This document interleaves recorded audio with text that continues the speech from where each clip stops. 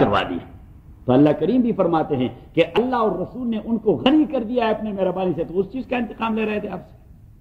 وَمَا نَقَمُوا مِنْهُمْ، اور وہ انتقام نہیں لے رہے تھے الا مگر اس بات کا اغناہم اللہ کہ غنی کر دیا ہے ان کو اللہ تعالیٰ نے اور اللہ کے رسول نے من فضل اموال غنیمت سے. فَإِن يَتُوبُوا، اگر یہ اب بھی توبہ کریں یہ کو خیر اللہ، یہ ان کے لیے بہتر ہے. وَإِن يَتَوَلَّوْا، اور اگر یہ منہ پیر لیں، يُعَذِّبُهُمُ اللَّهُ عَذَابًا عَلِيمًا، تو اللہ انہیں عذاب دے گا، دردناک عذاب. فی الدنیا والآخرہ، دنیا اور آخرت میں. وما لہم، اور نہیں ہوگا ان کے لیے فی الارض، زمین میں من ولی، کوئی گارڈین، ولا نصیر، اور نہ کوئی ہیلپر اور سپورٹر، نہ انہیں گارڈین ملے گا اور نہ انہیں کوئی سپورٹر اور ہیلپر ملے گا. وَمِنْهُمْ مَنْ عَاهَدَ اللَّهُ، اور ان منافقین میں بعض وہ ہیں عَاهَدَ اللَّهُ جنہوں نے وعدہ کیا تھا اللہ تعالیٰ کے ساتھ. لَئِنْ آتَانَا مِنْ فَضْلِهِ، اگر اللہ نے ہمیں دے دیا من فضل، اپنے مہربانی سے مال، اپنی مہربانی سے مال، اگر اللہ نے ہمیں مال دے دیا تو اللہ کے نبی آپ دیکھیں گے سارا مال اللہ کے راستے میں لگائیں گے. وَمِنْهُمْ مَنْ عَاهَدَ اللَّهُ، یہ ایک آدمی تھا ثعلبہ، لیکن بعض مفسرین اس میں غلط ہو چکے ہیں. ثعلبہ ابن حاتب لکھا ہے، وہ بدری صحابی بڑے مخلص آدمی ہیں. یہ ثعلبہ منافق تھا، صرف نام کے اشتراک کی وجہ سے کچھ مفسرین کو کنفیوژن ہو گیا ہے، تو انہوں نے ثعلبہ کے ساتھ ابن حاتب صنف حاتب، ثعلبہ صنف حاتب باپ بیٹا دونوں مخلص صحابہ تھے اور بدریین تھے. وَمِنْهُمْ مَنْ عَاهَدَ اللَّهُ، تو وہ بار بار آتے رسول پاک کے پاس کہ جی میرے لیے ذرا پیسوں کی دعا کر دیں. رسول اللہ علیہ وسلم ہمیشہ ٹالتے رہے بھائی اللہ تعالیٰ سے آپ کے لیے مانگوں گا دنیا اور آخرت کی بہتری. وہ کہتے نہیں جی وہ ذرا پیسوں کی دعا کر دیں، ہماری حالت ذرا. اب نبی کریم صلی اللہ علیہ وسلم کو کنونس کرنے کے لیے کہتے جی ہمیں پیسے مل جائیں تو اللہ اور رسول کے پیسے ہیں. اب نبی کریم صلی اللہ علیہ وسلم نے کہہ دیا کہ بھائی وہ بڑی ابتلا ہے، آپ مجھ سے کیوں ایسی دعا کرواتے ہیں جس میں آپ پھنس جاؤ گے، جس میں، کیونکہ نبی کریم صلی اللہ علیہ وسلم تو صاحب فراست تھے، وہ تو فراست سے جان رہے تھے کہ منافق کے خبیث وہی مال اللہ اور رسول کے خلاف لگائے گا. اس نے کہا جی مجھے پیسے مل جائیں. حضور صلی اللہ علیہ وسلم نے کہا چلو مل جائیں. تو اللہ کریم نے فرمایا کہ وَمِنْهُمْ مَنْ عَاهَدَ اللَّهُ، جب زکوٰۃ کا حکم آ گیا تو وہ بہت بڑے مال کا مالک تھا. تو حضور صلی اللہ علیہ وسلم نے عامل کو بھجوا دیا کہ ثعلبہ کے پاس بھی جائے، اس کے ایمان کا امتحان لینے ہے نہیں اس میں ایمان. یہ گیا اور اسے کہہ دیا کہ بھائی آپ کے مویشیوں میں اتنا گولڈ میں، اتنا سلور میں، اتنا گرین میں، اتنا. اس نے کہا میں ذمہ توڑا ہوں کہ ٹیکس ادا کروں، کہ میں ذمہ توڑا ہوں کہ ٹیکس ادا کروں، میں نے کوئی ٹیکس میکس ادا نہیں کرنا. تو اللہ کریم اس کا ذکر کر رہا ہے کہ وَمِنْهُمْ مَنْ عَاهَدَ اللَّهُ، ان میں بعض وہ ہیں عَاهَدَ اللَّهُ جنہوں نے وعدہ کیا تھا اللہ کے ساتھ. لَئِنْ آتَانَا مِنْ فَضْلِهِ، اگر اللہ نے ہمیں دے دیا مال، لَنَصَّدَّقَنَّ، تو ہم صدقے کرتے رہیں گے، وَلَنَكُونَنَّ مِنَ الصَّالِحِينَ، اور مال خرچ کرنے میں بڑے پائس بن جائیں گے. فَلَمَّا آتَاهُم مِّن فَضْلِهِ، جب اللہ نے دے دیا ان کو من فضل مال، بخلوا بِهِ، انہوں نے بخل کر دیا، وَتَوَلَّوْا، اور اپنے وعدے سے پھر گئے، وَهُم مُعْرِضُونَ، کیونکہ پہلے سے وہ ایمان سے پھر چکے تھے تو وعدے سے پھر گئے، یہ کوئی نئی بات تو نہیں تھی. فَعَاقَبَهُمْ نِفَاقًا فِي قُلُوبِهِمْ، اللہ نے ڈال دیا، عَاقَبَهُمْ نِفَاقًا لگا دیا ان کے پیچھے نفاق، فی قلوبہم ان کے دلوں میں، الی یوم یلقونہ، اور یہ نفاق رہے گا اس کے دل میں اس دن تک جب وہ اللہ سے ملے گا.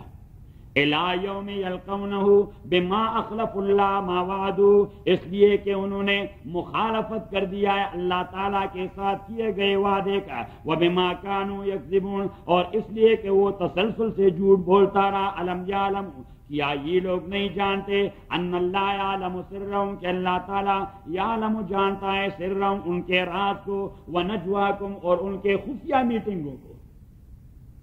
الم یعلم، کیا یہ منافقین نہیں جانتے، ان اللہ، کہ اللہ تعالیٰ یعلم سرہم ان کے دلوں کے بید کو بھی جانتا ہے، کہ دل میں کیا کھچڑی پک رہی ہے ایوری انڈیویجول کی، کہ ہر انڈیویجول منافق کے دل میں کیا کھچڑی پک رہی ہے. اللہ کریم فرماتے ہیں مجھے وہ کھچڑی کا بھی پتا ہے، اور جب یہ آپس میں میٹنگ کر جاتے ہیں وہ نجوا ہوں تو مجھے میٹنگ کا بھی پتا ہے.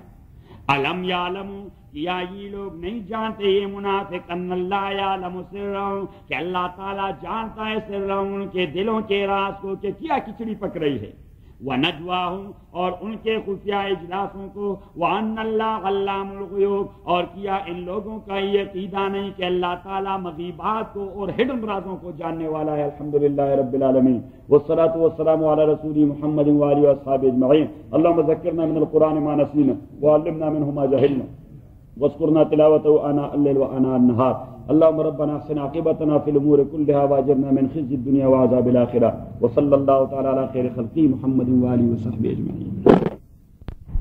الم یعلموا ان اللہ یعلم سرهم ونجواهم، کیا یہ لوگ نہیں جانتے کہ اللہ تعالی جانتا ہے سرهم ان کے شخصی راز کو، ونجواهم ان کے اجتماعی راز کو، وان اللہ علام الغیوب اور یہ کہ صرف اللہ تعالیٰ ہی جانتا ہے مغیبات کو۔ تو میں عرض کر رہا تھا کہ superlative degree in a sense اللہ کریم نے استعمال کر دیا ہے کہ he is the only one that he knows all the hidden things, کہ مغیبات وہ صرف اللہ تعالیٰ کا فیلڈ ہے، کسی اور کا نہیں۔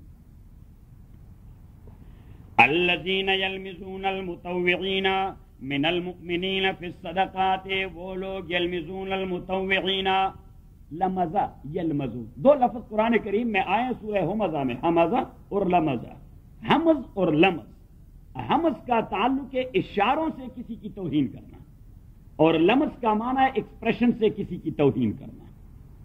حمز کا معنی ہے اشاروں سے کسی کی توہین کرنا اور مذاق اڑانا، اور لمز کا معنی ہے ایکسپریشن سے، by way of tongue, by way of expression کسی کی تمسخر اڑانا اور کسی کا مذاق اڑانا۔ الذین یلمزون المطوعین من المؤمنین فی الصدقات، وہ لوگ یلمزون جو بائی وے آف ایکسپریشن مسخرے اڑاتے، المطوعین من المؤمنین فی الصدقات، مطوع فی الصدقات، مطوع طوع یطوع تطویعا mean those who are giving with free consent without any liability and responsibility، کہ یہ کوئی ایسی بات نہیں کہ ایک چیز ہے مینڈیٹری تو مینڈیٹری چیز دے رہا ہے، نہیں، that is not a mandatory. نبی کریم صلی اللہ علیہ وسلم نے اپیل کی کہ وتھ فری کنسنٹ، کیونکہ کوئی فکس نہیں کیا آپ نے اتنا دینا ہے، آپ نے اتنا دینا ہے، آپ نے اتنا دینا ہے، تو ایسے کہتے ہیں مطوع فی الصدقات، کہ فری کنسنٹ سے اپنی بساط سے زیادہ دینے والا، وتھ فری کنسنٹ اپنی بساط سے زیادہ دینے والا۔ الذین یلمزون المطوعین، اصل میں یہ لفظ جو یہاں ہے اس میں دو قراءات ہیں، ایک ہے باب تفعیل کا مطوعین، کہ اس کے طا پر شد نہیں ہے، اس کے طا پر شد نہیں ہے، اور دوسرا ہے مطوعین، تا کو دیکھیں اس کے اوپر بھی شد ہے اور واو کو دیکھیں اس کے اوپر بھی شد ہے، تو پھر یہ باب تفاعل سے ہے متطوعین۔ پھر اصل لفظ جو ہے متطوعین، تا کے اندر مدغم ہو گیا قرب مخرج کی وجہ سے، قرات کے اصولوں کے پیش نظر تا میں مدغم ہو گیا قرب مخرج کی وجہ سے، اصل لفظ ہے متطوعین۔ الذین، وہ لوگ، وہ منافق، یلمزون المطوعین، یلمزون المتطوعین، یلمزون المطوعین، جو مسخرے اڑاتے ہیں اور عیب جوئی کرتے ہیں، المطوعین فی الصدقات من المؤمنین، مومنوں سے ان لوگوں کا، المطوعین فی الصدقات جو وتھ فری کنسنٹ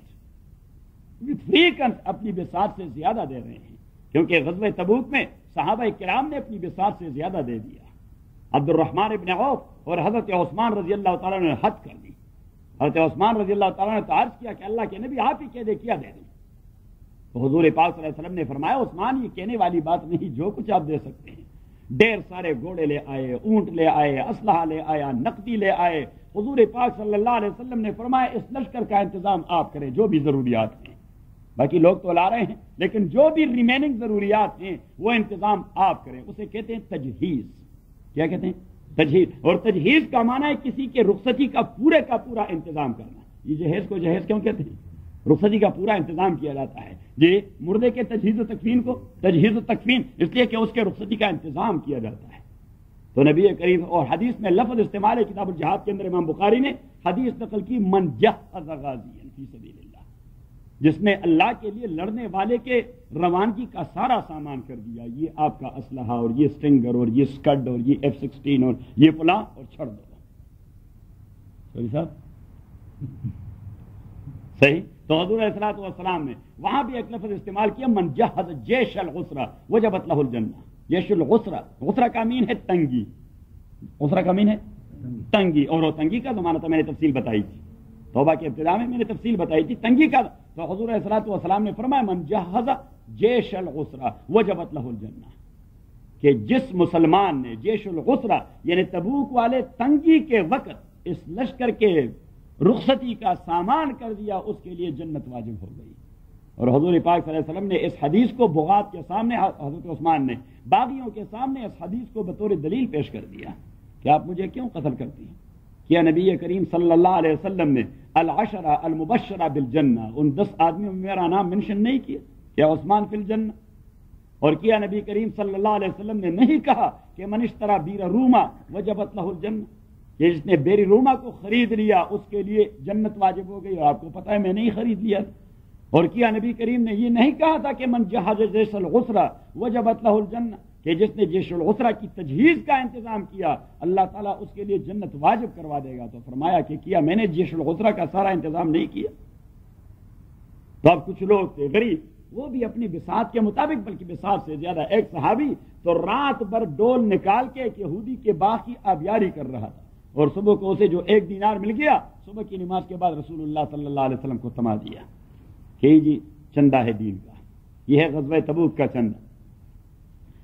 الذین یلمزون المتطوعین من المؤمنین فی الصدقات. اب منافق جو بیٹھے ہوئے تھے، کوئی بہت ڈیر سارا سامان لے آتا تو وہ کہہ رہے تھے یہ خود نمائی کر رہا ہے، یہ کیا کر رہا ہے؟ اور کوئی چھوٹا سا اللہ رہا تھا، اس بخیل کو دیکھے 1 دینار دے دیا. تو اللہ کریم نے فرمایا یہ منافق ہوتے ہیں. الذین، وہ منافق، یلمزون المتطوعین من المؤمنین فی الصدقات، جو تانے دیتے ہیں، المتطوعین مسخرے اڑاتے ہیں اور تانے دیتے ہیں، المتطوعین وتھ فری کنسنٹ دینے والوں کو، والذین لا یجدون الا جہدہم، اور ان لوگوں کا بھی مسخرہ اڑاتے ہیں، لا یجدون الا جہدہم، جو نہیں پاتے مگر اپنی جہد. جہد مین اپنی لیبر، جہد مین اپنی. نبی کریم صلی اللہ علیہ وسلم سے پوچھا گیا کہ ایو صدقۃ افضل، صدقات میں بہترین صدقہ کیا ہے؟ حضور پاک صلی اللہ علیہ وسلم نے فرمایا جہد المقل. جہد المقل، مقل یہ صیغہ ہے اسم فاعل کا، باب افعال سے، اقلال سے، اقل یقل اقلالا. اقلال کا معنی ہے وہ آدمی جس کے وسائل انتہائی قلیل ہوں اور وہ لیبر کر کے اپنا پیٹ پال رہا ہو یا بیوی بچوں کا پیٹ پال رہا ہو. تو حضور پاک نے فرمایا کہ لیبر کا صدقہ جو 1 پنی بھی ہوا کرتا ہے، کیونکہ وہ اس کا سارا سرمایہ ہوتا ہے.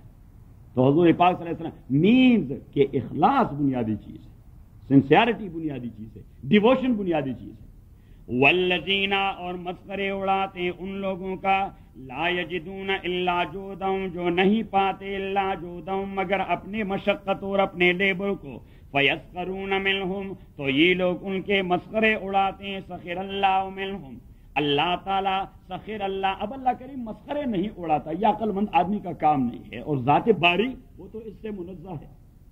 سخر، تو ہم نے کہہ دیا تھا کہ اللہ یستہزئ بہم اے یجازیہم باستہزاء، اللہ کریم انہیں ان کے تمسخر کا بدلہ دے دے گا.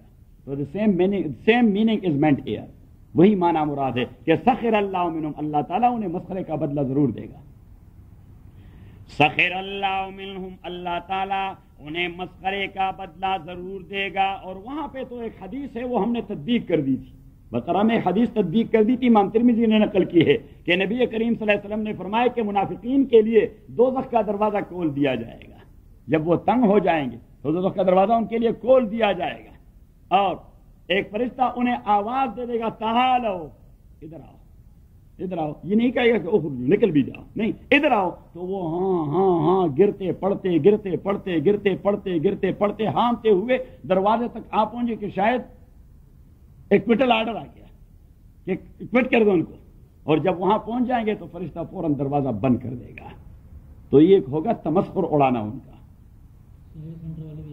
اچھا، وَلَهُمْ سَخِرَ اللَّهُ مِنْهُمْ وَلَهُمْ عَذَابٌ علیم، ان کے لیے دردناک عذاب ہے. استغفر لهم او لا تستغفر لهم. اب یہ منافقین ان کے رشتے تھے مخلص مسلمانوں سے بھی، بھائی مخلص مسلمان ہے، دوسرا بھائی منافق بنا ہوا ہے. اب اس کے دل میں تھا کہ اس کے لیے میں سفارش کروں رسول پاک صلی اللہ علیہ وسلم کی، سفارش کروں کہ جی یہ میرا چچا زاد ہے، یہ میرا کزن ہے، اس کو اگر آپ معاف کر دیں؟ تو اللہ کریم نے فرمایا کہ اگر آپ اس کے لیے ایکسکیوز کرواتے ہیں، اس کے لیے بخشش مانگتے ہیں، اگر آپ نے بخشا بھی تو اللہ کریم کبھی نہیں بخشے گا۔ استغفر لہم، آپ مغفرت مانگے ان کے لیے، اولا تستغفر لہم، یا نہ مانگے ان کے لیے، ان تستغفر لہم 70 مرہ۔ I don't agree with the مفسرین who said کہ یہ خطاب رسول پاک صلی اللہ علیہ وسلم کے ساتھ ہے۔ That is not only related to رسول پاک صلی اللہ علیہ وسلم، کہ یہ خطاب عام مسلمانوں کے ساتھ تھا کہ آپ کے رشتہ دار ہوں گے یہ منافقین، لیکن اگر آپ ان کے لیے بخشش مانگے بھی اللہ کریم کبھی بخشے گا نہیں۔ اگر آپ 70 مرتبہ بھی بخشش مانگے تو اللہ کریم کبھی معاف نہیں کرے گا۔ استغفر لہم او لا تستغفر لہم، استغفر لہم، اب یہ صیغہ تو ہے امر کا، صیغہ ہے امر کا، لیکن اس کا مفہوم وہ انشاء والا نہیں، یہ خبر والا ہے۔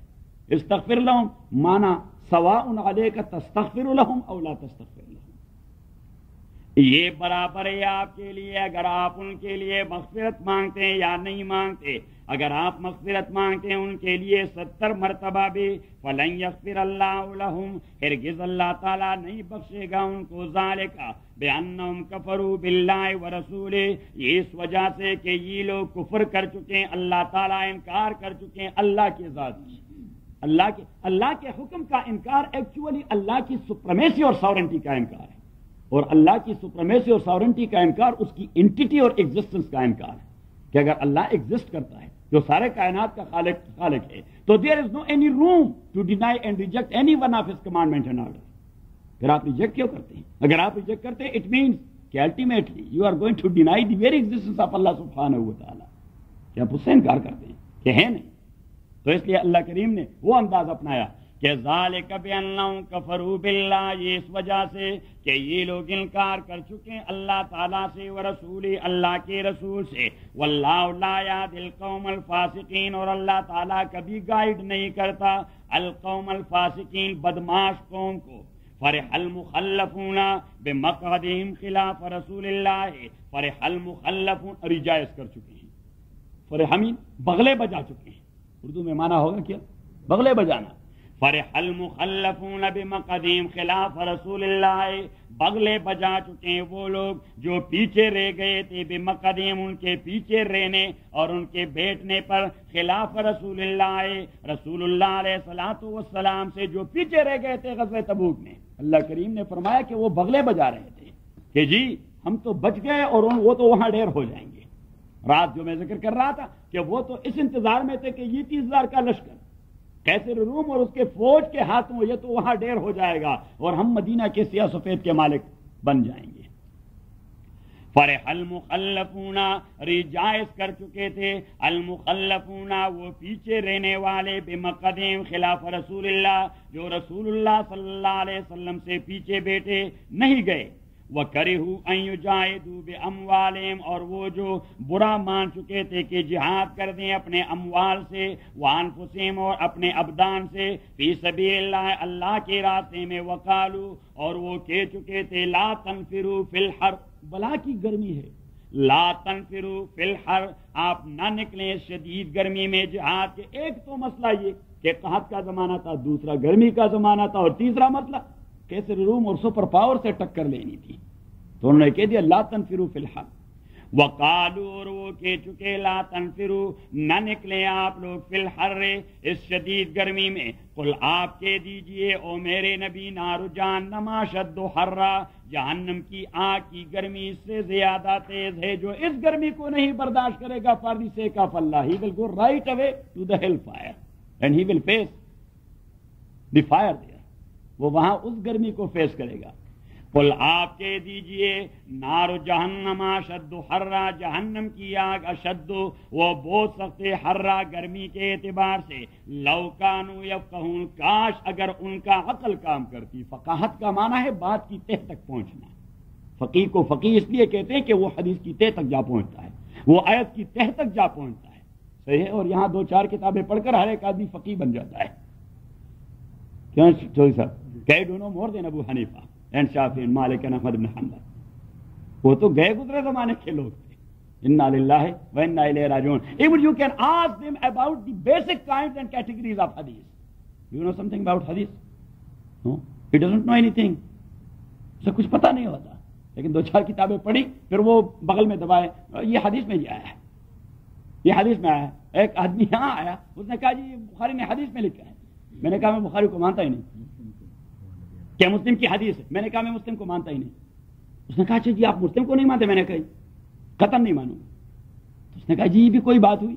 मैंने कहा कि जिस चीज को आप मुस्लिम के हवाले से, जिस प्ली के हवाले से पेश कर रहे हैं, मुस्लिम खुद उसकी मुखालफत कर रहा है। वो खुद तो शाफी की तकलीद कर रहा है, आप अगेंस्ट द तकलीद मुस्लिम की रिवायत पेश कर रहे हैं। Then you have no any right to coat the हदीस नरेटेड बाय इमाम मुस्लिम। कि भाई वो इमाम मुस्लिम जो खुद शाफी को फॉलो कर रहा है, वो कहता है कि मेरे जेरे मुहद्दिस के लिए लाजिम है कि शाफी को फॉलो करे, मीन्स वन ऑफ द फुकहा, कि किसी एक फकीह को फॉलो करें। अब आपके लिए मुस्लिम की वो रिवायत कैसी हदीस हुज्जत बन सकती है और दलील बन सकती है? You are going against the very philosophy of इमाम मुस्लिम एंड इमाम बुखारी। लौ कानू यफ़क़हून, काश के वो बातचीते तक जा पहुंचते, फलयज़हकू कलीलन, सीगा तो है अमर बालाम का, लेकिन इसका माना अमर वाला नहीं है। इसे कहते हैं इंशा बेमानल खबर, इसे हम कहते हैं इंशा बेमानल खबर। ये ग्रामर का मसला है। इंशा बेमानल खबर, फलयज़हकू कलीलन वलयबकू कसीरा। लफ्ज का माना तो ये है कि वो थोड़ा हंसें और ढेर सारा रोएं। वो थोड़ा हंसें और ढेर सारे रोएं, तो ये बात बनती नहीं तर्जमे के एतबार से, मफहूम के एतबार से। तो अल्लाह करीम ने फरमाया फलयज़हकू कलीलन वलयबकू कसीरा। एक को आप लेंगे इंशा वाला और दूसरे को लेंगे खबर वाला, कि फलयज़हकू कलीला, वो थोड़े से हंसे, वलयबकू कसीरा, वयबकून कसीरा, बहुत ढेर सारे रो जाएंगे। ये नहीं कि ढेर सारे रोएं, थोड़ा हंसे ढेर सारा रो पड़ेंगे। फलयज़हकू कलीलन, वो थोड़ा हंसे, वलयबकू कसीरन, और बहुत सारा रो पड़ेंगे।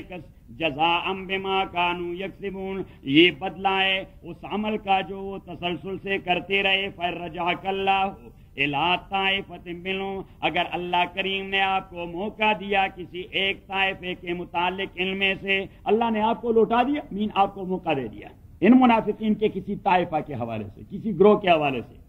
फस्ताज़नूक लिल खुरूज, और उन्होंने आपसे इजाजत मांगी, लिल खुरूज, जिहाद के लिए निकलने की इजाजत मांगी। अगर इस ग़ज़वे तबूक के बाद मौके तो आते रहेंगे, क्योंकि अल जिहाद माज़िन इला यौमिल क़ियामा, रसूल पाक सल्लल्लाहु अलैहि वसल्लम फरमाते जिहाद कोई ऐसी प्रैक्टिस तो नहीं जो किसी खास वक्त के लिए मुख्तस है, ये तो क़यामत तक जारी सारी रहेगी। अल जिहाद माज़िन इला यौमिल क़ियामा, कि जिहाद ये क़यामत तक जारी सारी रहेगी। क्यों? इसलिए कि इंसान वो दो तबीयतें रखता है।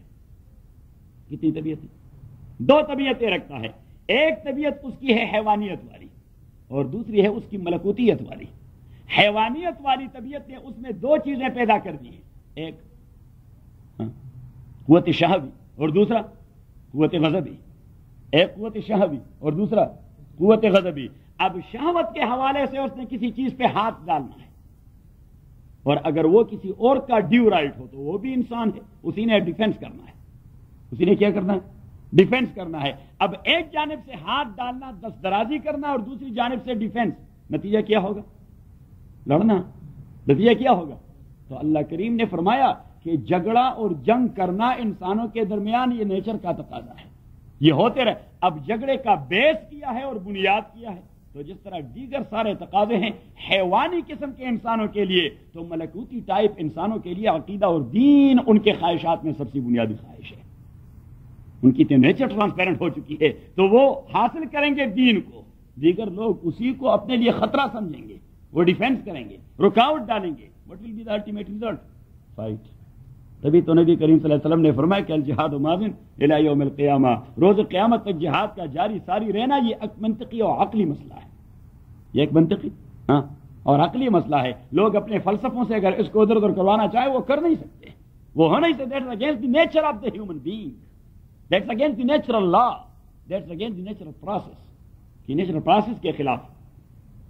तो अब बाद में भी आपको जिहाद की जरूरत पेश आएगी, और ये लोग अपने रिकॉर्ड की दुरुस्तगी के लिए आपके पास आएंगे, हम जी जाना चाहते हैं, ہم تو آپ اسے ڈسکریڈٹ کر دیں، فارے اور ڈسکریڈٹ کر دیں کہ خبردار اگر کسی نے یہ بات کی کہ میں آپ کے ساتھ نکلوں گا۔ فَإِن اللَّهُ إِلَىٰ طَائِفَةٍ مِّنْهُمْ، اگر اللہ نے لوٹا دیا آپ کو إِلَىٰ طَائِفَةٍ مِّنْهُمْ، کسی گروہ کے حوالے سے فَاسْتَأْذَنُوكَ، اور انہوں نے اجازت مانگی آپ سے للخروج، جہاد کے لیے نکلنے کی، فقل تو آپ کہہ دیجئے لن تخرجوا معي ابدا، ہرگز نہ نکلو میری رفاقت میں کبھی بھی، وَلَن تُقَاتِلُوا مَعِيَ عَدُوًّا، اور ہرگز فائٹ نہ کریں میرے معیت میں عدوًا، دشمن کے ساتھ، اِنَّكُمْ رَضِيتُمْ بِالْقُعُودِ أَوَّلَ مَرَّةٍ، تاکہ آپ لوگ رضیتم بالقعود اول مرہ، آپ رضیتم خوش ہو چکے تھے اور آپ پریارٹی دے چکے تھے۔ خوش ہونا ان سینس کہ آپ نے گھروں میں بیٹھنے کو پریارٹی دی تھی جہاد کے حوالے سے، جہاد میں نہیں گئے، آپ گھروں میں بیٹھے۔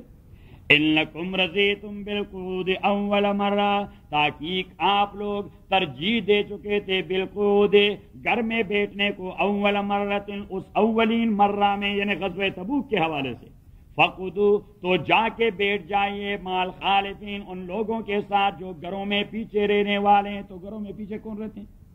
عورتیں ہیں۔ تو یہ اللہ کی جانب سے اتنا غیرتی جملہ ہے کہ فقدو مال خالفین، جا کے اپنی بیویوں کے پاس واپس بیٹھیں۔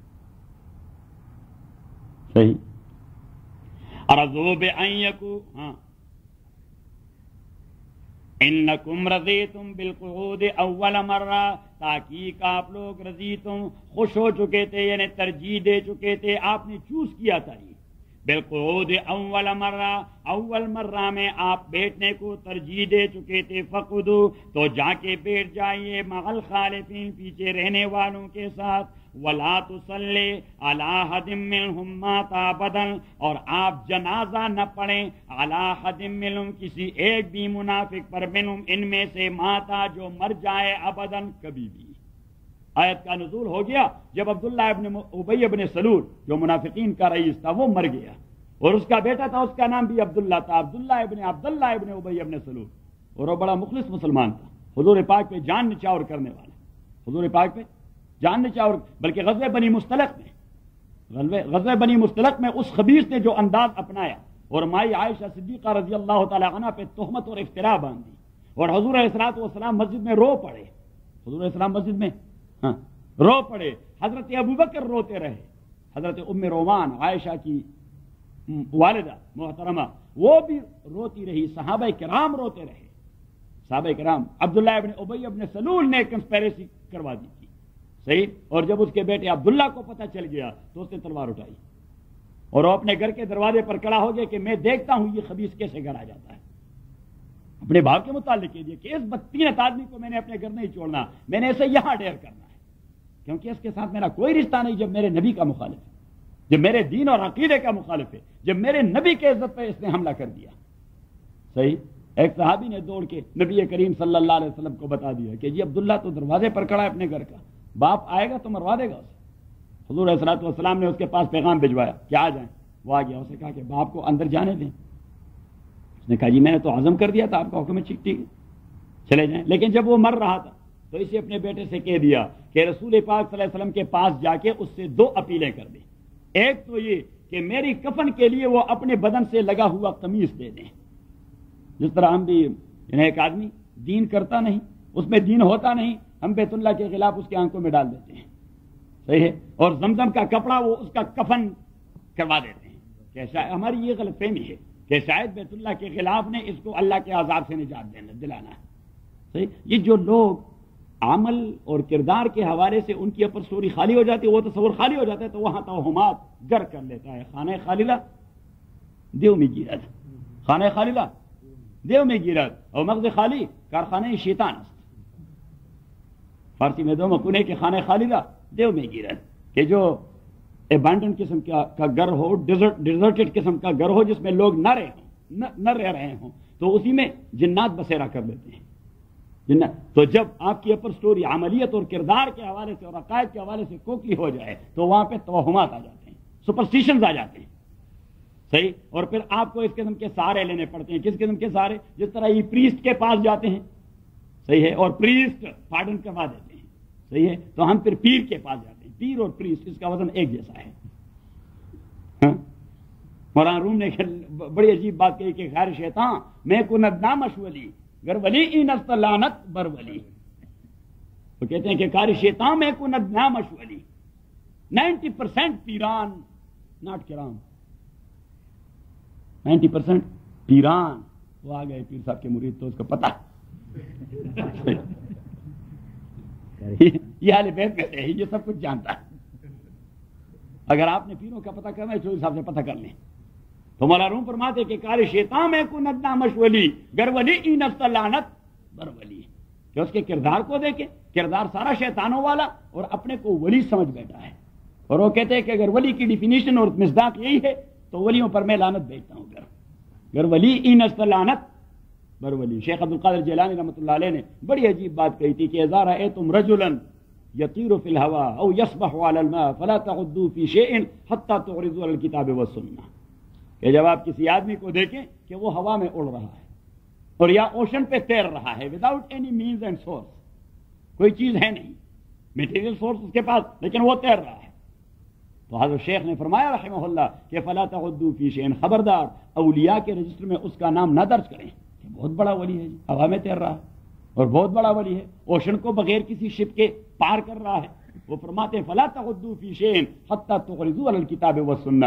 کیونکہ ولایت کے لیے, بزرگی اور صلاح کے لیے اور تقوی کے لیے معیار یہ کوئی ہوا میں اڑنا, یہ تو جھوگ ہے, استدراج ہے. یہ تو وہ کہتے ہیں کہ آپ اسے کتاب و سنت کی کسوٹی پر کتاب و سنت کے حوالے سے اس کا کردار کیا ہے. صحیح ہے. تو بنگ پیتے ہیں, چرس پیتے ہیں, صحیح, کلی نہیں آتی, وضو کا طریقہ یاد نہیں, نماز تو پڑھتے ہی نہیں, چمٹا بجاتے ہیں, کچکول ہاتھ میں گلے میں ڈالا ہوا, پتہ نہیں 200-250 ٹکڑوں کا کھنڈ, کیا کہتے ہیں اسے, گلیم, اسے اردو میں کیا کہتے ہیں, وہ جو اوپر ڈالتے ہیں وہ گدڑی کہتے ہیں, کیا کہتے ہیں, گدڑی سی, وہ ڈالے ہوئے کہ جی یہ پہنچے ہوئے ہیں. ہم بھی کہتے ہیں بھائی پہنچے ہوئے ہیں ہیل فائر میں, کیونکہ رسول پاک نے تو یہی کہہ دیا اس قسم کے لوگ تو ہیل فائر میں پہنچ جاتے ہیں, جہنم کے کنارے پہ پہنچ چکے ہیں, اللہ تعالیٰ بچائیں. اور مسلمان وہ بھی ان کرسچین کی طرح توہم پرست ہو چکے ہیں. ارے بابے ملنگ, بابے ملنگ ایک عجیب چیز ہے, خدا رحم فرمائے. ملنگ اور مونک یہ ایک عذاب ہے خدا بندی, مونک اور ملنگ یہ ایک عذاب ہے خدا بندی. تب شیخ جیلانی رحمۃ اللہ علیہ نے فرمایا اسے قرآن سنت پہ پیش کر دیا. تو شیخ جنید بغدادی رحمۃ اللہ علیہ, کسی نے اس سے پوچھا حضرت لوگ کہتے ہیں بڑے ولی ہیں, اس نے کہا میرا کبھی یہ دعویٰ نہیں کہ میں کوئی بڑا ولی ہوں, اللہ کا بندہ بھی بن جاؤں تو یہ بھی بڑی شان ہے. تو اس نے کہا نہیں جی ساری دنیا کہتی ہے کہ آپ بڑے ولی ہیں. تو اس نے کہا بھائی بات کہنے کا مقصد کیا ہے آپ کا؟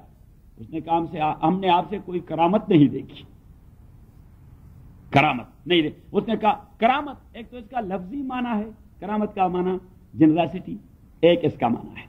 کرامت کا دوسرا معنی نوبلٹی, یہ دوسرا معنی ہے اس کا. کرامت کا دوسرا معنی ریسپیکٹ اور ڈگنیٹی, یہ تیسرا معنی ہے اس کا. لیکن کرامت جو یہاں استعمال ہوتا ہے اسے کہتے ہیں امر خارق العادہ, یعنی جو کام عادت میں عام آدمی نہیں کر سکتا. کوئی آدمی کر جائے, کوئی آدمی کر جائے اور آدمی نہیں کو, تو لوگ کہتے ہیں صاحب کرامت ولی ہیں. کیا ہے؟ صاحب کرامت ولی ہیں. تو اس نے کہا کہ ہم نے آپ سے کوئی کرامت نہیں دیکھی. اس نے کہا کہ کیسی کرامت؟ اس نے کہا کطیران فی الہوا, جس طرح ہوا میں اڑنا. تو شیخ جنید بغدادی رحمۃ اللہ علیہ نے فرمایا اگر یہ ہے ولایت تو میرے خیال میں یہ مکیاں تو سارے اولیاء اللہ ہیں, کیونکہ وہ تو بیٹھتے ہی نہیں ہے 1 منٹ کے لیے, 1 منٹ میں 10 بار بنگ بنگ بنگ ادھر ادھر کر جاتے ہیں. تو مکی مچھر تو سارے اولیاء اللہ ہیں. اس نے کہا کہ سفح الالماء, یہ اوشن پہ تیرنا. تو اس نے کہا پھر مینڈک سارے اولیاء اللہ ہیں, وہ تیرتے رہتے ہیں, وہ تیرتے رہتے ہیں. تو اس نے کہا جی پھر ولایت کیا چیز ہے؟ تو اس نے کہا ولایت اس کی اصل تعریف ہے الاستقامت علی الدین ہی فوق الکرامہ, کہ دین پر سٹیبلٹی اس آدمی کی کتنی ہے, 24 گھنٹے لائف میں یہ دین کو کتنا فالو کر رہا ہے. حضرت خواجہ نظام الدین اولیاء رحمۃ اللہ علیہ, اس سے کسی نے کہہ دیا کہ جی ایک بہت بڑے ولی کسی دنیا سے آئے یہاں دہلی میں ہیں. اس نے کہا چلو ملاقات کے لیے چلتے ہیں. کہاں چلتے ہیں؟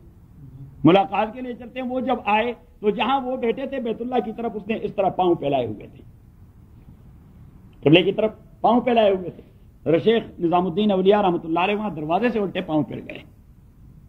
ساتھی نے کہہ دیا جی ملاقات نہیں کرنی. انہوں نے کہا نہیں. انہوں نے کہا جی لوگ کہتے ہیں بڑے ولی ہیں. اس نے کہا کہ مجھے تو اسلام پر بھی شک ہے اس کا, کیونکہ اس آدمی میں آداب نہیں ہے.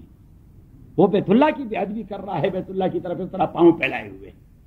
تو اس نے کہا کہ دین کلہ ادب من حرم الادب فقد حرم الخیر کلہ، کہ دین تو ادب کا نام ہے، یہ رسپیکٹ کا نام ہے۔ کس چیز کا ادب؟ شعائر اللہ کا۔ کس چیز کا ادب؟ شعائر اللہ کا، قرآن کریم کا ادب۔ صحیح ہے؟ کچھ لوگ آ جاتے ہیں، صحیح آپ کہیں بھائی یہ قرآن کریم پر آپ نہ رکھیں، وہ کہتے ہیں یہ جہالت کی انتہا ہے، وہ کہتے ہیں یہ کارپیٹ تو پاک ہے، کارپیٹ پاک ہے۔ اب دنیا میں کسی بھی فقیر نے نہیں کہا کہ جو منہ کا لعاب ہوتا ہے تھوک یہ ناپاک ہے۔ یہ پاک ہے کہ ناپاک ہے؟ چوری صاحب ہاں یہ پاک ہے۔ تو اگر آپ وہ تھوک اپنے منہ سے نکال کر اس آدمی کے چہرے پر ڈال دیں اور وہ کوئی اعتراض کر دیں، آپ کہہ رہے بھائی کیا ہوا کہ وہ تو پاک تھوک ہے، صحیح ہے کہ یہ پاک تھوک ہے، آپ کو کیوں اس پہ غصہ آ جاتا ہے؟ آپ نے پاک کارپیٹ پر پاک قرآن رکھ دیا ہے، میں نے پاک چہرے پر اپنے پاک تھوک ڈال دیے، ڈزنٹ میک ڈفرنس۔ ہاں کیونکہ لاتوں کے ابو باتوں سے نہیں مانتے۔ ادب بہترین چیز ہے، اللہ تعالی ہمیں با ادب بنا دے۔ اور جس ملک میں ہم رہ رہے ہیں یہ بے ادبی کا مرکز ہے، یہاں تو آداب نامی کوئی چیز ہے نہیں۔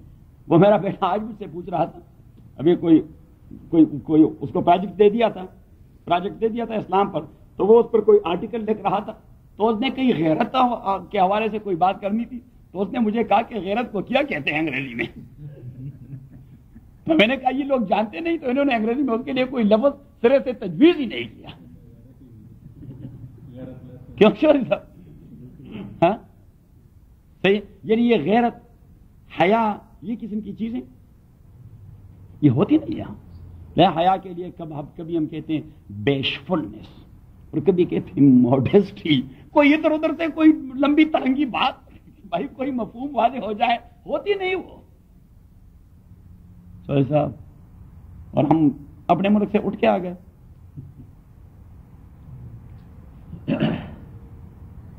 اچھا تو شیخ جنید بغدادی رحمۃ اللہ علیہ نے فرمایا کہ الاستقامہ فوق الکرامہ، استقامہ فوق الکرامہ۔ اور فارسی کا ایک شاعر نے اسی واقعے کو منظوم پیش کر دیا، تو اس نے کہا کہ شیخ جنید نے جواب دے دیا کہ ماں برائے استقامت آمدیم نے پے کشف و کرامت آمدیم، ماں برائے استقامت آمدیم۔ مسلمان کی ذمہ داری ہے دین پہ استقامت کا اظہار کرنا۔ ان الذین قالوا ربنا اللہ ثم استقاموا، اللہ کریم فرماتے ہیں جو لوگ ایک بار دین کو اپناتے ہیں اس پر مستقیم رہیں، اس پر سٹیبل رہیں۔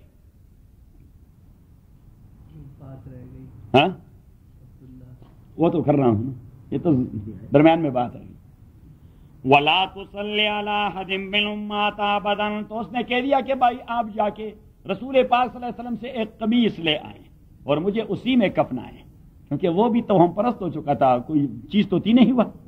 تو اس نے کہا شاید رسول کریم کا قمیص صلی اللہ علیہ وسلم وہ میری نجات کا ذریعہ بنے، رسول کریم کی قمیص وہ میری نجات کا ذریعہ بنے۔ اور کہہ دیا کہ حضور سے کہہ دیں کہ وہ میری جنازہ ضرور پڑھائیں۔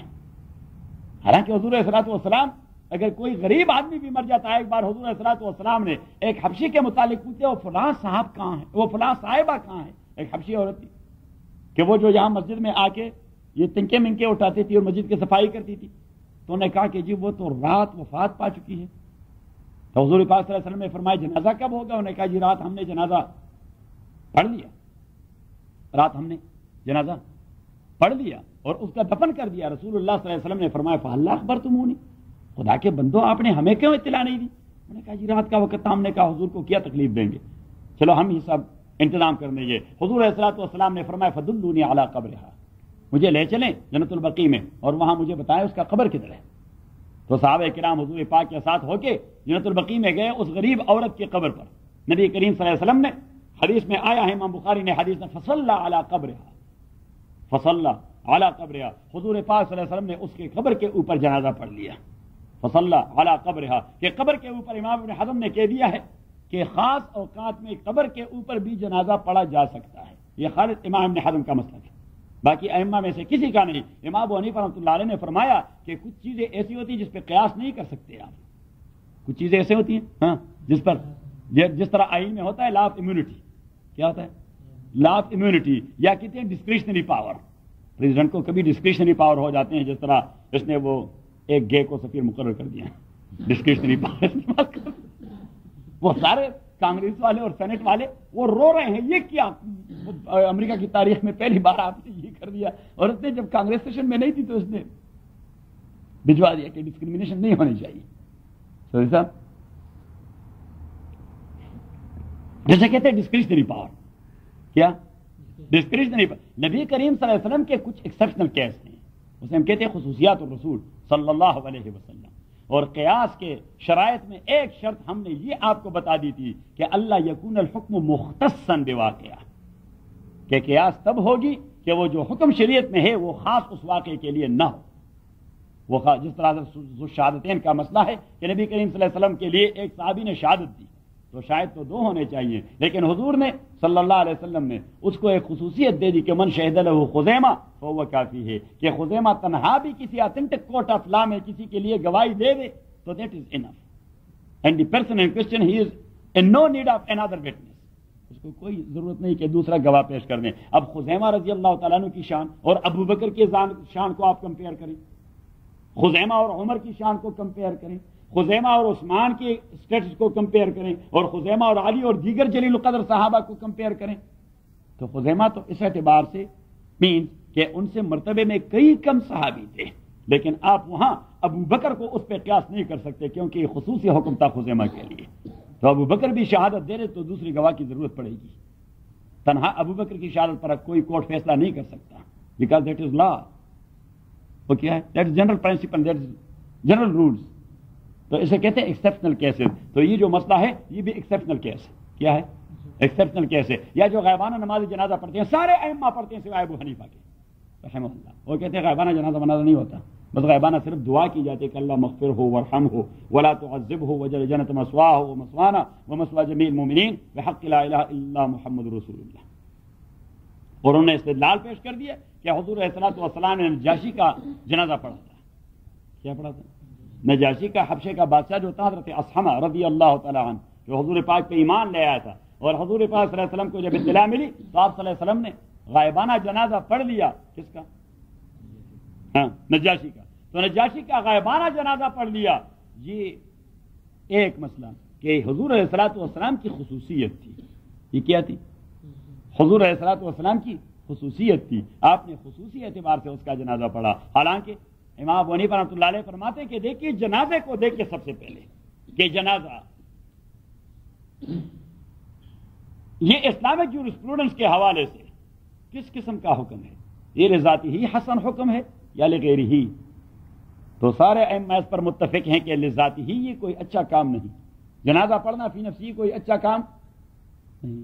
اس لیے نہیں کہ مردے کی لاش آپ کے سامنے پڑی ہے اور آپ ہاتھ باندھے ہوئے اس کی پوجا کر رہے ہیں. تو what the big difference between those who are offering salat janazah by dead body of a Muslim and between the Hindus who are going to their own statue and to their own idols. وہ جو بدھ کے سامنے کھڑے اس انداز سے فرق کیا ہے. وہ پتھر کے سامنے کھڑے، آپ ڈیڈ باڈی کے سامنے کھڑے، کوئی ڈفرنس ہے نہیں. He is a mushrik and you are also. تو سارے ائمہ کہتے ہیں کہ فی نفسی جنازہ کوئی اچھا کام نہیں، کیونکہ ہوا تشبیہ بعبرۃ الاصنام، یہ بت پرستوں کی ساتھ ریزمبلنس ہے، انہی کی ساتھ سملرٹی ہے، انہی کا نقل اتارنا ہے. وہ بھی ایک بت کی پوجا کر رہے ہیں، آپ بھی ایک بت کی پوجا کر رہے ہیں. بات ذہن میں آ رہی کہ نہیں آ رہی؟ لیکن پھر بھی اگر کوئی مسلمان جنازے میں شریک ہو، نبی کریم صلی اللہ علیہ وسلم فرماتے ہیں کہ جب وہ جنازے سے واپس جائے یرجع لہ قیرات، تو اسے 1 قیرات اجر مل جاتا ہے. صحابہ نے عرض کر دیا کہ قیرات کیا چیز ہے؟ حضور پاک نے اشارہ کر دیا مثل جبل احد، کہ قیرات وزن میں اتنی چیز ہے یا والیوم میں اور حجم میں اتنی بڑی چیز ہے جس طرح یہ جبل احد ہے. تو اب ایک آدمی نے جنازہ پڑھ لیا، اتنا اجر مل گیا. کیوں؟ 2 وجہوں سے. ایک تو یہ کہ انہ اکرام للمیت المسلم والاستشفاء لذنوبہ. ایک تو یہ کہ یہ ایک مسلمان کا رسپیکٹ ہے مرنے کے بعد. یہ جنازہ ہم کیوں پڑھتے ہیں؟ مسلمان کو رسپیکٹ دے دیتے ہیں، اسے عزت دے دیتے ہیں. اور دوسری بات کہ اس کے لیے سفارش کرتے ہیں اللہ کے ہاں کہ خدا بندہ ہم یہ پورا ڈیلیگیشن آئے ہیں، ہمارے اس بھائی کی مغفرت فرما، ہماری اس بہن کی مغفرت فرما. جیسے کہتے ہیں استشفاء للمیت ایک، اور دوسری بات اکرام للمیت المسلم، اکرام للمیت. اب دیکھیے چونکہ اس میں بت پرستوں کے ساتھ تشبیہ ہے تو ہے تو نماز جنازہ کو ہم کیا کہتے ہیں؟ نماز جنازہ. اب نماز اس کنسسٹ آف قیام، ریسیٹیشن, رکوع, سجدہ, قاعدہ, اینڈ ان دا اینڈ خروج بسنن المصلی. جو 6 فرائض ہیں اس کے یا 6 ارکان ہیں. خروج بسنن المصلی یا اکارڈنگ ٹو امام شافعی خروج بلفظ السلام, السلام علیکم ورحمۃ اللہ, السلام علیکم ورحمۃ اللہ. تو یہ چیزیں یہ ارکان ہیں نماز کے. اب شریعت اسلامیہ نے کیا کہا کہ بس کڑے ہو کے مسئلہ ختم کر دیں. آپ نے رکوع بھی نہیں کرنی, آپ نے سجدہ بھی نہیں کرنا, آپ نے قاعدے کے انداز سے بیٹھنا بھی نہیں. آپ نے قاعدے کے انداز سے, اس لیے کہ ڈیڈ باڈی سامنے پڑی ہے, ڈیڈ باڈی سامنے, تو یہ تو کل کا کل پوجا ہو جاتا ہے. تو چلو اس طرح کڑے ہو کے مسئلہ ختم کر دیں. السلام علیکم ورحمۃ اللہ, السلام علیکم ورحمۃ اللہ. صحیح. تو امام حنیفہ رحمۃ اللہ علیہ فرماتے ہیں کہ دیکھیے اب اس سے ایک آئیڈیا ہم پک کر گئے کہ جنازہ یہ جائز قرار دیا گیا شریعت اسلامیہ میں under the doctrine of necessity, under the doctrine of نظریہ ضرورت کہتا. کس کہتا؟ نظریہ ضرورت کہتا. اور ضرورت ایک بار جنازہ مثلا تو عبداللہ ابن ابی ابن سلول اس نے کہہ دیا بیٹے سے کہ ایک کپڑا, اور دوسرا کہ رسول پاک صلی اللہ علیہ وسلم آئے. حضور پاک صلی اللہ علیہ وسلم تو ہمیشہ جنازوں کے لیے جاتے تھے. اس کے قبر پہ جنازہ پڑھ لیا, اس خاتون کی قبر پہ جنازہ پڑھ لیا. عبداللہ ابن ابی کو پتا تھا کہ میں نے حضور کو اتنا ستایا ہے کہ اس نے آنا نہیں میرے جنازے میں اس نے اس لیے اس نے وصیت کی. عبداللہ آ گئے کہ جی میری ابو نے کہہ دیا ہے کہ آپ ایک اپنا قمیص دے دیں. حضور پاک صلی اللہ علیہ وسلم اٹھ گئے گھر جانے کے لیے, اپنا قمیص لے آیا. حضرت عمر نے کہہ دیا جی اتنا بابرکت قمیص حضور کے بدن سے لگا ہوا اور اتنے خبیث آدمی کے بدن پہ وہ پڑے گا. تو حضور پاک صلی اللہ علیہ وسلم نے اس کا خدشہ زائل کر دیا کہ میری قمیص اس کو اللہ کے عذاب سے نہیں بچا سکتی. میری قمیص اسے اللہ کے عذاب سے نہیں بچا سکتی ہے ایک بات. اور دوسرا حضرت عمر سے کہہ دیا کہ عمر آپ کو یاد ہوگا جب غزوہ بدر کے 70 قیدی یہاں آ گئے تھے تو جنگ کے میدان میں میرے چچا جان حضرت عباس کی قمیص وہ ختم ہو گئی تھی. حضرت عباس کی قمیص وہ ٹھون ہو گئی تھی اور اس کا جو اپر ہاف حصہ ہے باڈی کا وہ اس طرح نیکڈ تھا. تو یہ عبداللہ گھر جا کے اس نے ایک قمیص لا کے میرے چچا کو دے دیا. تو اس کا میرے اوپر ایک احسان ہے, میں وہ احسان چکانا چاہتا ہوں. چلو کہ اس کو ضرورت پڑی اور ہم نے دے دی قمیص. اس نے میرے چچا کو قمیص دے دی تھی. پھر عبداللہ نے کہہ دیا کہ جی ابا جان نے کہہ دیا تھا کہ آپ نماز جنازہ کے لیے بھی آئیں گے. حضور نے فرمایا میں ضرور آؤں گا. حضرت عمر ساتھ تھے اور راستے میں حضور کو کنونس کروانا چاہتے تھے کہ جی آپ جنازہ نہ پڑھیں اس بدبخت کا. یہ کیا خبیث آدمی تھا, ذلیل آدمی. اس ذلیل آدمی کا آپ جنازہ پڑھیں گے, چھوڑے جی کسی اور سے کہہ دے کہ آپ اس کی جنازہ پڑھیں. صحیح. اور جب حضور علیہ الصلوۃ والسلام نے فرمایا کہ نہیں عمر میرا جنازہ بھی اس کو اللہ کے عذاب سے نجات نہیں دے سکتا, یہ میرے جنازے کے باوجود عذاب جہنم میں چلا جائے گا. لیکن مسئلہ یہ ہے کہ بظاہر تو یہ مسلمان تھا اور میں مسلمان کے جنازہ پڑھنے سے انکار نہیں کرتا. بظاہر تو مسلمان تھا, یعنی ایکسپریسلی اس نے کفر ایکسپریس نہیں کیا تھا, سازشوں میں مصروف رہتا ہے اسلام کے خلاف. اللہ کے نزدیک تو یہ کافر ہے لیکن مسلمانوں کے نزدیک مسلمان ہے. تو میں ایسا نہیں کر سکتا, ادروائز یہ لوگ پلی لے لیں گے ہم نے جی فلاں کا جنازہ اس لیے نہیں پڑھا وہ منافق تھا. تو بہت سارے لوگ وہ ذاتی دشمنیوں کے حوالے سے جنازے سے رہ جائیں گے. صحیح ہے. اور ہم نے قاری صاحب نے تو پھر سرخ لکیر کہنا تھا کہ بھائی فلاں کا بھی نہیں پڑھنا, یہ بھی منافق تھا, اور فلاں کا بھی نہیں پڑھنا. صحیح ہے. اور میرا جیسا بے وقوف پٹھان مولوی وہ تو کہے گا, وہ اسٹریٹ فارورڈ بات کرتا ہے. تبھی تو ہمارے ساتھ لوگوں کی بنتی نہیں. کبھی ہم چودھری صاحب سے لڑتے ہیں, کبھی اس چودھری صاحب سے لڑتے ہیں, کبھی کسی اور سے لڑتے ہیں اور کبھی کسی اور سے لڑتے ہیں کہ بھائی بات وہ ہوگی جو اللہ اور رسول نے کی ہے بس. باقی دیگر باتیں دیٹ از ثانوی اینڈ دیٹ از سیکنڈری. کیوں چودھری صاحب کیا خیال ہے؟ ہاں پٹھانوں کی یہ بدبختی ہے کہ انہیں کمپرومائز کرنا نہیں آتا. صحیح. لہذا ان کے دوست نہیں بنتے.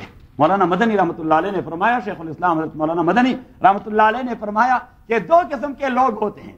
ایک ہوتے ہیں انتہائی حسن ظن رکھنے والے, یہ بھی ٹھیک ہے اور یہ بھی ٹھیک, اچھے لوگ ہیں جی, اور یہ بھی اچھا آدمی ہے اور یہ بھی اچھا آدمی ہے, اس پر بھی اعتماد, اس پر بھی اعتماد, اس پر بھی اعتماد, اس پر بھی اعتماد. حضرت مدنی رحمۃ اللہ علیہ فرماتے کہ حسن ظن رکھنے والے لوگ وہ کبھی اپنے مشن میں کامیاب نہیں ہوتے, کیونکہ انہیں دکھ ملتا ہے وہاں سے جس پر وہ اعتماد کرتے ہیں, اس لیے کہ ان کا گمان صالح ہوتا ہے. اور دوسرے لوگ ہوتے ہیں بدگمان قسم کے لوگ. بدگمان ان سینس کہ ان کا اعتماد بہت کم بنتا ہے کسی پر, ان کا اعتماد. تو حضرت مدنی رحمۃ اللہ علیہ فرماتے ہیں ایسا آدمی اپنے لیے دوست نہیں پیدا کر سکتا, کیونکہ اس کا کسی پر اعتماد آتا نہیں, اس کا کسی پر اعتماد اور اگر کسی پر اسی کا اعتماد آئے، حضرت مدنی رحمۃ اللہ علیہ فرماتے ہیں کہ ایسا آدمی اس اعتمادی آدمی کے لیے اپنا جان بھی دے دیتا ہے. صحیح. اور یہ پہلے والا جو ہے یہ بھی جان نہیں دیتا، اور جو دوسرے والا ہے یہ بھی جان نہیں دیتا. کیوں چوری صاحب کیا خیال ہے؟ تو حضور علیہ الصلوۃ والسلام نے نماز جنازہ پڑھ لیا. پھر حضور علیہ الصلوۃ والسلام کا طریقہ یہ تھا کہ آپ صلی اللہ علیہ وسلم قبر کے قریب، حضرت انس فرماتے لما فرغ عن دفن المیت قام عند قبره فحلل وکبر وصبح وحمد، او کما قال کہ تحلیل تسبیح تحمید کہتے تھے، اور کچھ خیر کے کلمات کہتے کہ استغفروا لاخیکم وصلوا له التثبیت فانه الان يسأل، کہ اپنے بھائی کے لیے اور بہن کے لیے مغفرت کی دعا کریں اور اس کے لیے استقامت کی دعا کریں کہ اللہ تعالیٰ نکیر و منکر کے سوال و جواب میں اس کو ثابت قدم بتا دیں. صحیح. تو حضور علیہ الصلوۃ والسلام معمول کے مطابق اٹھ کے قبر کے پاس جانے لگے. تو حضرت عمر نے پھر کہہ دیا جی اس کے قبر کے قریب تو کھڑے نہ ہوں، یہ کیا مردار مصیبت تھی، خندق میں چلا گیا، قبر کے قریب کیوں کھڑے ہوتے ہیں آپ؟ نبی کریم صلی اللہ علیہ وسلم نے پھر وہی پلے لے لیا کہ ہی واز مسلم، کہ ظاہری طور پر وہ مسلمان ہی تھا، لیکن جیسے ہی نبی کریم صلی اللہ علیہ وسلم نے تحلیل و تحمید کہی اور قبر سے روانہ ہو رہے تھے تو جبریل امین وہاں آ ٹپکے اور کہہ دیا ولا تصلی علی احد منهم مات ابدا ولا تقم علی قبره. عمر کو یہ پسند نہیں، اس گروپ کو پھر آئندہ آپ نے جناز نہیں پڑھنا، ان کے قبروں پہ آپ نے نہیں کھڑا ہونا. حضرت عمر رضی اللہ عنہ کا چہرہ تمتما اٹھا. ولا تصلی علی احد منهم مات ابدا، وہ ایک اسٹوڈنٹ جو ہے وہ ٹھاڑی بن گیا. ولا تصلی علی احد منهم ولا تصلی علی احد منهم مات ابدا، آپ جنازہ نہ پڑھیں علی احد کسی پر بھی منهم المنافقین میں سے ماتا جو مر جائے ابدا کبھی بھی نہیں. ولا تقم علی قبر، اور آپ کھڑے نہ ہو ان کے قبر کے قریب تعلیل و تسبیح کے لیے.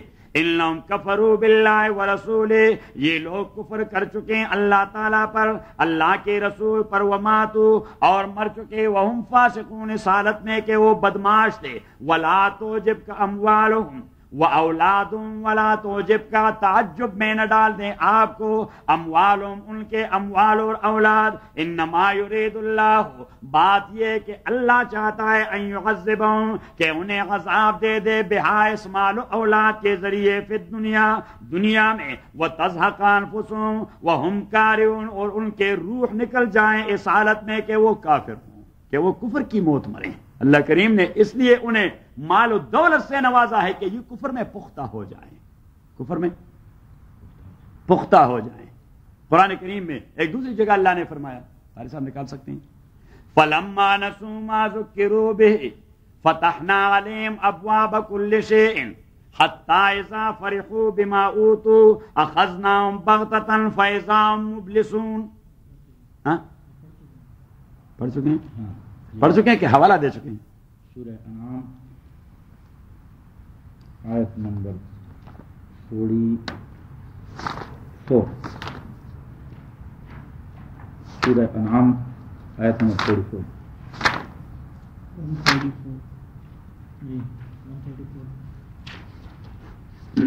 دیکھیے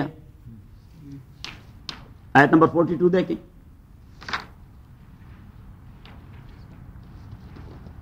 بلکہ آیت نمبر 40 پر جائیں تاکہ کنسپٹ کلیئر ہو جائے. قل ارأیتکم ان اتاکم عذاب اللہ، آپ کہہ دیجئے میرے نبی ان سے، ارأیتکم مجھے ذرا بتائیے، ان اتاکم عذاب اللہ او اتتکم الساعہ، اگر آپ پہ اوپر آ جائے اللہ کی عذاب، او اتتکم الساعہ، یا آپ کے اوپر قیامت آ جائے، اغیر اللہ تدعونا، آیا آپ غیر اللہ کو پکاریں گے؟ غیر اللہ تدعونا، آیا آپ غیر اللہ کو پکاریں گے؟ غیر اللہ کو پکارنا چودھری صاحب وہ آپ کے ہاں بہت زیادہ ہوتا ہے، آپ کے ہاں بہت زیادہ ہوتا ہے کہ گنج بخش اور فیض عالم مظہر نور خدا اور ناقص آرا پیر کامل کامل آرا رانم. بھائی کون ہے گنج بخش؟ صرف اللہ. شیخ فرمایا کرتے تھے کہ ہم نے ترمیم کر دی ہے کہ گنج بخش اور فیض عالم ہے فقط ذات خدا، اور ناقصہ را پیر کامل ہے محمد مصطفیٰ. That's the only way. بھائی داتا انا للہ و انا الیہ راجعون پنجابی میں یہ رازق اور رزاق کا الٹرنیٹو ہے، یہ اسی کا متبادل ہے، یہ اسی کا مفہوم ہے۔ اب قرآن کریم فرماتے ہیں اللہ هو الرزاق، صرف اللہ ہی داتا ہے، کوئی اور داتا نہیں ہو سکتا۔ تو ہم کہتے ہیں حضرت علی حجویری رحمۃ اللہ علیہ، ہم کیا کہتے ہیں؟ حضرت علی حجویری، کبھی داتا نہیں کہتے، ہم کہتے ہیں حضرت علی حجویری رحمۃ اللہ علیہ، جس کے نام اعمال میں 1,00,000 ہندوؤں کا ایمان لکھا ہوا ہے، جس نے توحید کی شمع روشن کی اور اس کے قبر کو لوگوں نے شرک کا اڈا بنا دیا، حضرت اجمیری رحمۃ اللہ علیہ کی طرح۔ خواجہ اجمیری رحمۃ اللہ علیہ کے نام اعمال میں 2,00,000 سے زیادہ ہندوؤں کا مشرف بہ اسلام ہونا۔ اب مشرف بہ اسلام ہونے کا معنی یہ کہ انہوں نے شرک کی جڑیں کاٹ دی اور توحید کے شمع روشن کر دیے، لیکن خواجہ صاحب کی قبر پہ کیا کچھ ہو رہا ہے؟ ہاں، اللہ اکبر، انا للہ و انا الیہ، دنیا جہان کی خباثتیں، دنیا جہان کے خرابات۔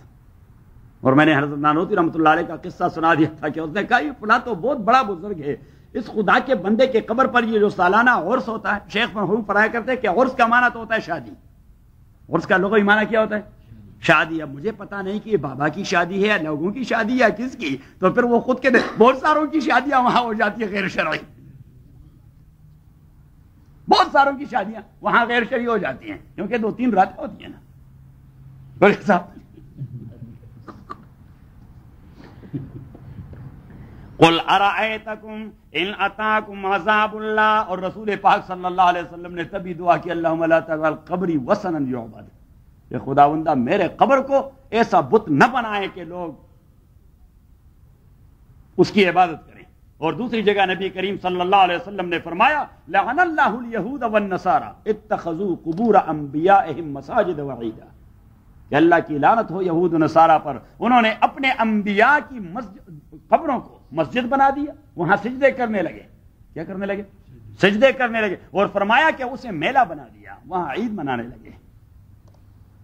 And that thing is going on there. No difference.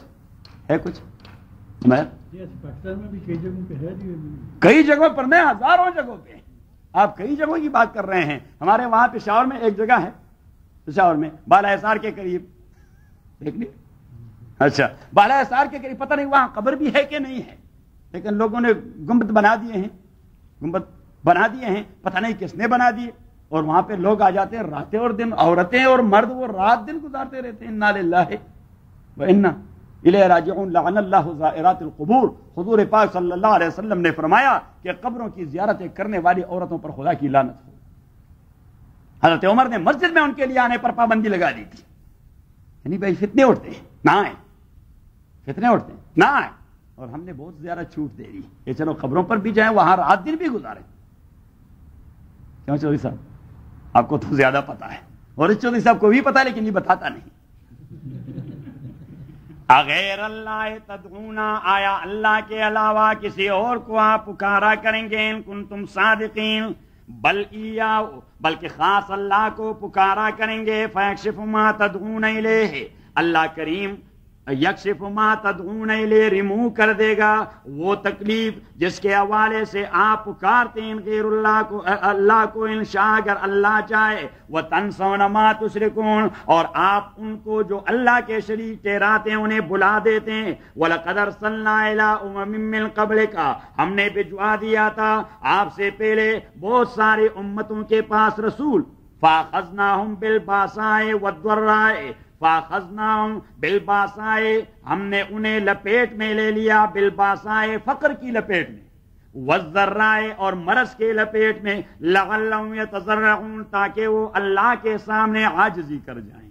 کبھی اس قسم کی مشکلات آدمی کی اصلاح کے لیے ہوتے ہیں۔ میں نے حدیث بتا دیا، حدیث قدسی، کہ نبی کریم صلی اللہ علیہ وسلم فرماتے، اللہ فرماتے اتخذت عبدی حبیبا، کہ جب میں کسی بندے کو دوست بنا دیتا ہوں، فَإِن تَابَ عَن ذُنُوبِهِ فَأَنَا حَبِيبُهُ، اگر وہ گناہوں سے توبہ کرے میں اس کا فرینڈ ہوں، میں اس کا دوست ہوں۔ وَإِن لَمْ يَتُبْ فَأَنَا طَبِيبُهُ، اور اگر وہ گناہوں سے توبہ نہ کرے تو پھر میں اس کا ڈاکٹر ہوں۔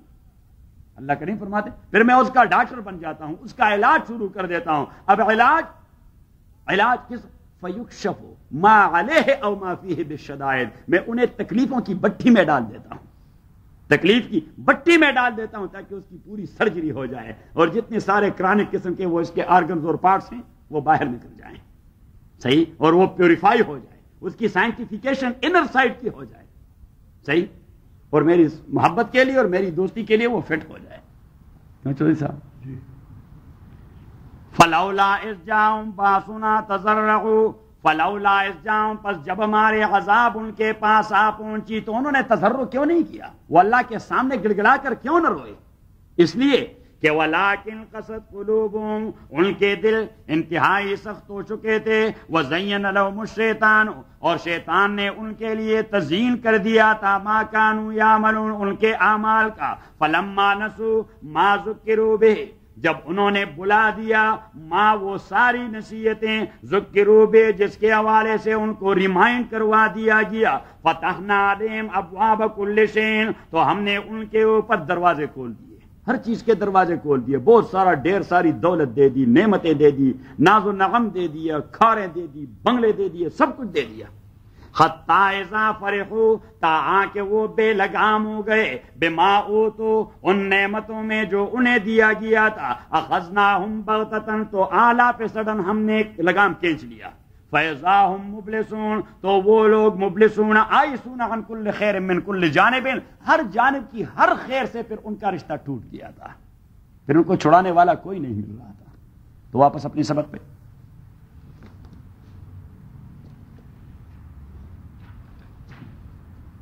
وَلَا تُعْجِبْكَ أَمْوَالُهُمْ وَلَا أَوْلَادُهُمْ، آپ کو تعجب میں نہ ڈالے ان کے اموال اور نہ ان کے اولاد.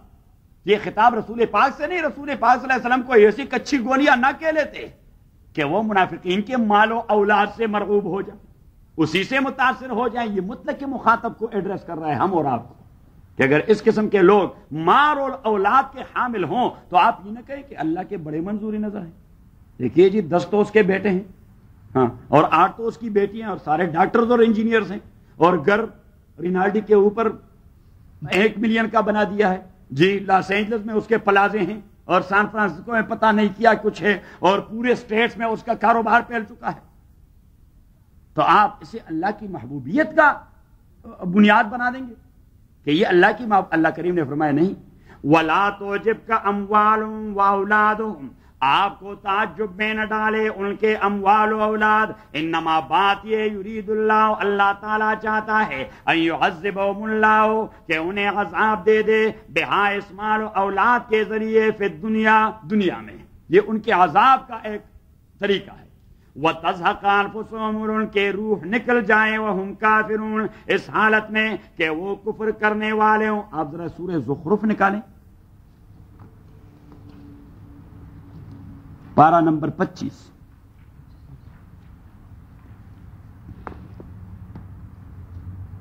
دیکھ لیا؟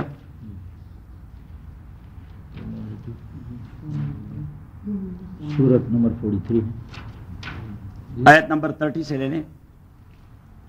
وَقَالُوا لَوْلَا نُزِّلَ هَٰذَا وَلَمَّا جَاءَهُمُ الْحَقُّ، اور جب ان کے پاس قرآن آ گیا، قالوا، انہوں نے کہہ دیا، هَٰذَا سِحْرٌ، یہ جادو ہے، میجک ہے، وَإِنَّا بِهِ كَافِرُونَ، ہم اس سے انکار کرنے والے ہیں. وَقَالُوا لَوْلَا نُزِّلَ هَٰذَا الْقُرْآنُ، اگر یہ قرآن میجک نہ ہوتا، خدا کا پیغام ہوتا، تو محمد کے پاس آتا صلی اللہ علیہ وسلم، جس کے پاس کھانے کے لیے کچھ نہیں، اس کے ساتھی بھوکے مر رہے ہیں.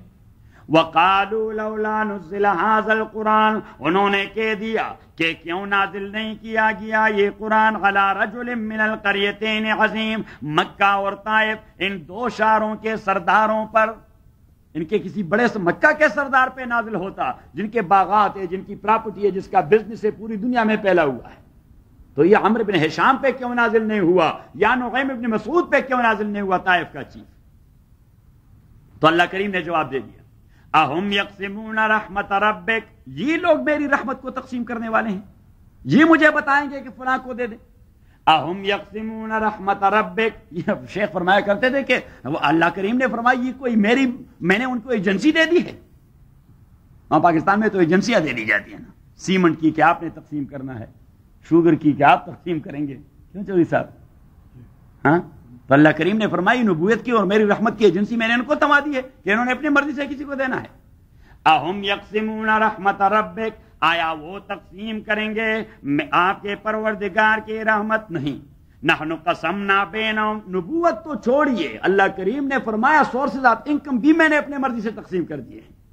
نحن قسمنا بینہم معیشتہم فی الحیات الدنیا، ہم نے تقسیم کر دیا ہے ان کے درمیان معیشتہم، سورسز آف انکم. معیشتہم sources of income they are 3 in number. کتنے ہیں؟ 3. بتائیں. دماغی صلاحیت، بدنی قوت، میٹیریل مادی وسائل. الصلاحیت الدماغیہ والقوا البدنیہ والوسائل المادیہ.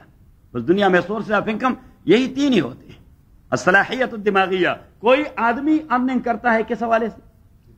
دماغ کے حوالے سے. کوئی ارن کرتا ہے باڈی کے حوالے سے، اور کوئی ارن کرتا ہے بھائی گھر میں پڑا ہوا ہے، انویسٹمنٹ کر دیا ہے. جیسا چودھری صاحب ہیں یا لالا ہیں، مثلا کے تو ملین کے کاروبار ہیں، وہ چل رہے ہیں اور گھر میں بیٹھے ہوئے دونوں.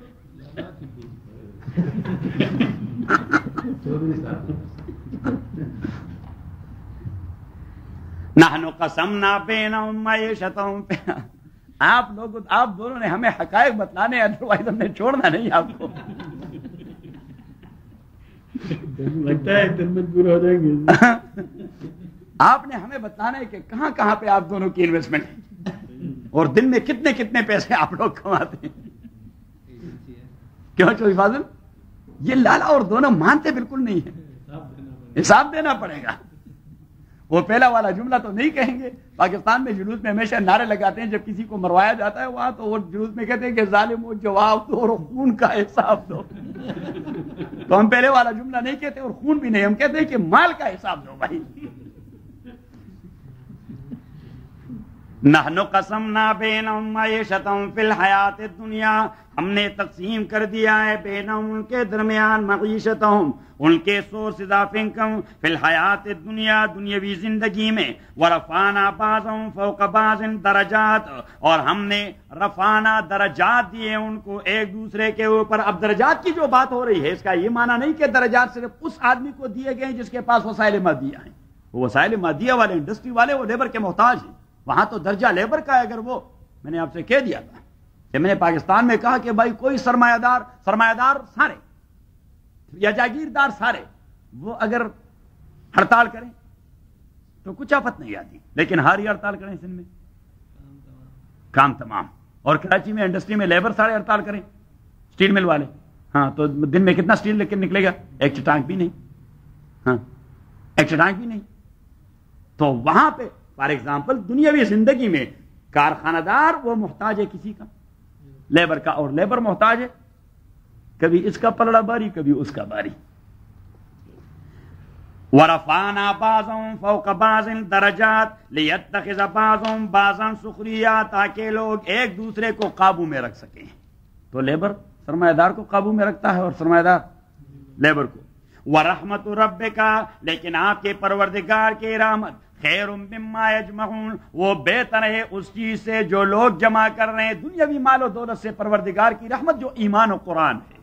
قرآن کریم نے دوسری جگہ فرمایا قل بفضل اللہ، میرے نبی ان سے کہہ دیں کہ اللہ کی فضل جو ایمان ہے، وہ رحمتی اور اللہ کی رحمت جو قرآن ہے، فبذالک فلیفرحوا، مسلمانوں کو ان دو پر خوش ہونا ہے. ہوا خیر مما یجمعون، یہ دنیا والے جتنے سارے بلینز جمع کر رہے ہیں یہ دو چیزیں ان سے زیادہ باری ہیں. دنیا اور آخرت دونوں سے باری ہے. ایمان اور قرآن دونوں یہ اللہ کی جنت سے افضل ہے، کیونکہ جنت تو اس کے بدلے میں ملتا ہے، ایمان و قرآن کے بدلے میں ملتا ہے. اور دنیا کیا چیز ہے اس کے مقابلے میں؟ ابن مسعود نے فرمایا بفضل اللہ رضی اللہ تعالیٰ عنہ، اللہ کے فضل ایمان و رحمتہ، اور اللہ کی رحمت قرآن. اور مجاہد صاحب نے بتا دیا، ہمارے مجاہد صاحب نے، مجاہد قریشی نہیں، امام مجاہد رحمہ اللہ ایک تابعی مفسر گزرے ہیں. یہ کہیے کب بتا دیا؟ تو امام مجاہد رحمۃ اللہ علیہ نے بتا دیا. مجاہد صاحب یہ حضرت ابن عباس کے شاگرد تھے. تو امام مجاہد رحمۃ اللہ علیہ نے بتا دیا بفضل اللہ کہ اللہ کی فضل وہ قرآن ہے، وہ برحمتی، اور اللہ کی رحمت جسے اہل قرآن بنا دے. اللہ کی رحمت جسے اہل قرآن بنا دے. اہل قرآن مین کے قرآن کے ساتھ تعلق ہو جائے، جس طرح آپ لوگوں کا ہو گیا ہے. آپ سب کہیں الحمدللہ، یہ اللہ کی مہربانی ہے دنیا بھر میں. اور پھر امریکہ میں تو یہ نعمت غیر مترقبہ ہے. امریکہ میں تو لوگ پڑے ہوتے ہیں کس چیز کے پیچھے؟ لوگوں کے پاس 2 گھنٹے ہوتے ہیں قرآن سننے کے لیے؟ نہیں. یہاں لوگوں کے پاس 5 منٹ بھی نہیں دین کی بات کرنے کے لیے.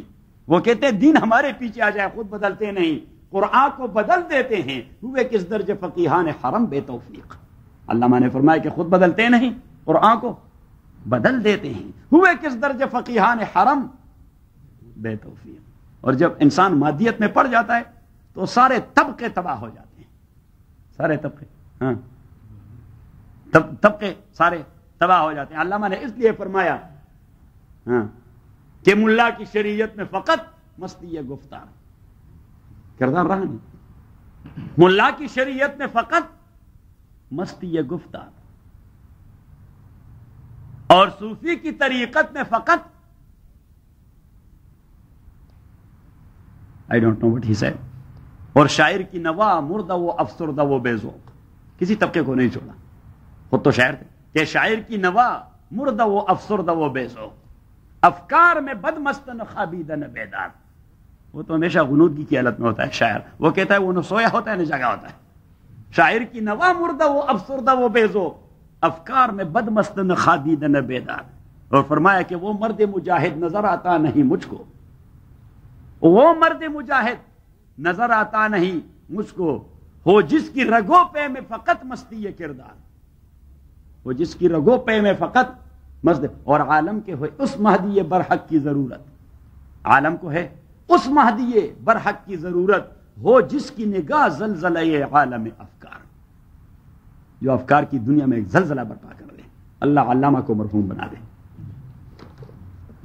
مولانا سرفراز صاحب دامت برکاتہم وہ جب علامہ کا حوالہ دیتے ہیں وہ کہتے ہیں لاہوری قلندر نے فرمایا، وہ کہتے ہیں کیا کہ لاہوری قلندر نے فرمایا، تو یہ لاہوری قلندر کی بات نہیں، سیالکوٹ کو چھوڑ دیا تھا۔ وَلَوْلَا أَن يَكُونَ النَّاسُ أُمَّةً وَاحِدَةً، یہ تو ہمارے دو علماء تھے، ایک سیالکوٹ کا تھا، سیالکوٹ کا، تو وہ سیالکوٹ کے حوالے سے یعنی بھائی سیالکوٹ ایسا شاعر ہے، واقعی اچھا شاعر ہے، بہت اچھے لوگ ہیں اس میں، نیک لوگ ہیں، برے تو اچھے برے، لیکن وہ علماء ایک دوسرے کے ساتھ وہ طنز کر رہے تھے، تو ایک عالم نے کہا ہمارا سیالکوٹ جی، اس نے مولانا عبید اللہ سندھی جیسے آدمی کو پیدا کر دیا، وہ سیالکوٹ کا تھا، اور علامہ اقبال جیسے آدمی کو پیدا کر دیا، اور مولانا عبدالحکیم سیالکوٹی کو پیدا کر جو شاہ جہان کا استاد تھا، مولانا عبدالحکیم سیالکوٹی، شاہ جہان جو مغل بادشاہ تھے اس نے کہا عبدالحکیم سیالکوٹی کو پیدا کر دیا، عبید اللہ سندھی کو پیدا کر دیا، اور علامہ اقبال کو پیدا کر دیا، تو دوسرے عالم نے اس پہ طنز کیا کہ عبید اللہ سندھی کو پیدا کر دیا، اس نے سیالکوٹ کو طلاق دے دی، وہ جا کے سندھ میں رہائش پذیر ہو گئے، اور مولانا عبدالحکیم سیالکوٹی کو پیدا کر دیا، اس نے سیالکوٹ کو طلاق دے کر وہ دہلی میں جاگزین ہو گئے، اور علامہ اقبال کو پیدا کر دیا، وہ لاہور آ کر اس نے کہا کہ میری ساری بات کا آپ نے بیڑا غرق کر دیا۔ ویسے سیالکوٹ کے لوگ بہت قابل ہیں، اچھے لوگ ہیں، ویسے سیالکوٹ اچھے لوگ ہیں، میرے ساتھ تو 2-3 آدمیوں کے تعلقات زندگی میں ہوئے ہیں، وہ بڑے اچھے لوگ تھے۔ وَلَوْلَا أَن يَكُونَ النَّاسُ أُمَّةً وَاحِدَةً لَجَعَلْنَا لِمَن يَكْفُرُ بِالرَّحْمَنِ، اور اگر یہ خوف نہ ہوتا ان یکون الناس امة واحدة کہ سارے لوگ کفار بن جائیں گے، ایک امت مین کفار بن جائیں گے، اللہ کریم فرماتے ہیں اگر مجھے یہ خوف نہ ہوتا کہ سارے لوگ ایک کافر امت بن جائیں گے، لجعلنا لمن یکفر بالرحمن لبیوتہم سقفا من فضہ، تو ہم کافروں کے لیے اور ان کے گھروں کے چھت وہ سلور کے بنا دیتے، ومعارجا اور ان کی سیڑھیاں وہ گولڈ کے بنا دیتے، علیہ یظہرون اور گولڈ کی سیڑھیوں پر وہ سلور کی چھتوں پہ چڑھتے رہتے، کافروں کو میں یہ دیتا، وَلِبُيُوتِهِمْ أَبْوَابًا وَسُرُرًا اور میں ان کے گھروں میں دروازے وسررًا اور کشن وہ بھی سونے کے بنا دیتا ہے، علیہا یتکئون کہ اس پہ تکیہ لگائے، وزخرفا اور میں انہیں ڈھیر سارا گولڈ اور بھی دیتا، لیکن ان سب کے باوجود ان کل ذالک لما متاع الحیات الدنیا، یہ ساری چیزیں دنیا کی متاع ہیں، یہ ساری چیزیں دنیا کی متاع ہیں، اس کا آخرت سے کوئی تعلق نہیں، والآخرۃ عند ربک للمتقین اور متقین کے لیے اللہ کریم نے آخرت کا بندوبست فرمایا ہے۔ تو واپس اپنے سبق پر کہ اللہ کریم فرماتے ہیں کہ اب کسی کا گولڈ کا خزانہ، سلور کا خزانہ، اس کے گھر کے دروازے سونے کے اور اس کے گھر کے سیڑھیاں سونے کے اور ڈھیر سارا سونا، یہ کوئی محبوبیت کی دلیل تو نہیں کہ اللہ کے نزدیک وہ بڑا محبوب ہے۔ وَلَا تُعْجِبْكَ أَمْوَالُهُمْ وَأَوْلَادُهُمْ آپ کو تعجب میں نہ ڈال دے، اموالہم ولا اولادہم آپ کو حیران نہ کر دے، ان کے مال و اولاد انما یرید اللہ ان یعذبهم فی الدنیا وتزهق انفسهم وهم کارہون واذا انزلت سورۃ ان آمنوا باللہ، اور جب بھی نازل کیا جاتا ہے کوئی سورت اور اس سورت کا مضمون یہ ہو کہ آمنوا باللہ، ایمان لائے اللہ تعالیٰ پر، وجاہدوا مع رسولہ، اور جہاد کر دیں اللہ کے رسول کے ساتھ، استاذنک اولو الطول منہم، تو آپ سے اجازت لیتے ہیں، چھٹی لیتے ہیں اولو الطول منہم، طاقتور لوگ، وہ جن کا بس چلتا ہے وہ بھی درخواست پیش کرتے ہیں، استاذن کہ میں ڈائبیٹک نہیں جا سکتا، استاذنک اولو الطول، پر ڈائبیٹک ایسی بیماری ہے کہ آپ وہاں تو اسے ٹیسٹ نہیں کروا سکتے کہ نہیں اب میں ٹیسٹ کرواؤں گا ہم ڈائبیٹک ہیں کہ نہیں۔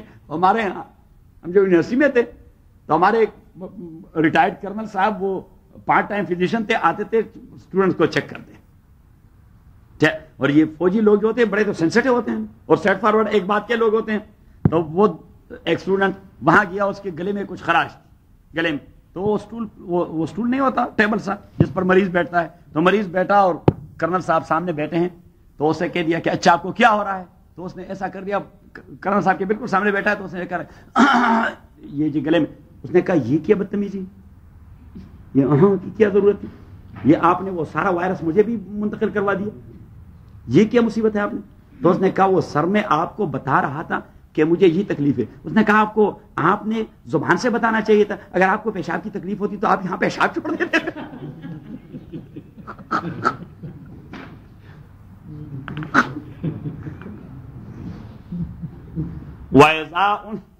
وَإِذَا أُنزِلَتْ سُورَةٌ، اور جب نازل کی جاتی ہے کوئی سورت، استَأَنْ آمِنُوا بِاللَّهِ، کہ ایمان لائے اللہ تعالیٰ پر، وَجَاهِدُوا مَعَ رَسُولِهِ، اور مجاہدہ کریں اللہ کے رسول کے ساتھ، استاذنک اولو الطول منہم، تو اجازت لے لیتے ہیں اولو الطول منہم، طاقتور لوگ آپ سے جن کا بس چلتا ہے، وقالو، اور وہ کہہ دیتے ہیں کہ ذرنا، ہمیں چھوڑیے، نکم مع القاعدین، کہ ہم بیٹھنے والوں کے پاس بیٹھ جائیں، رضو، وہ اس بات پہ خوش ہیں، بأن يكونوا مع الخوالف، خوالف that is plural of خالفہ، and خالفہ mean a female، رضو بأن يكونوا مع الخوالف، وہ چاہتے ہیں کہ وہ عورتوں کے ساتھ گھروں میں بیٹھے رہیں، وطبع علی قلوبہم، ان کے دلوں پر سیل لگا دیا گیا ہے، فہم لا یفقہون، وہ بات کی تہ تک نہیں پہنچے، لیکن رسول اور وہ لوگ جو ایمان لا چکے ہیں اللہ پر،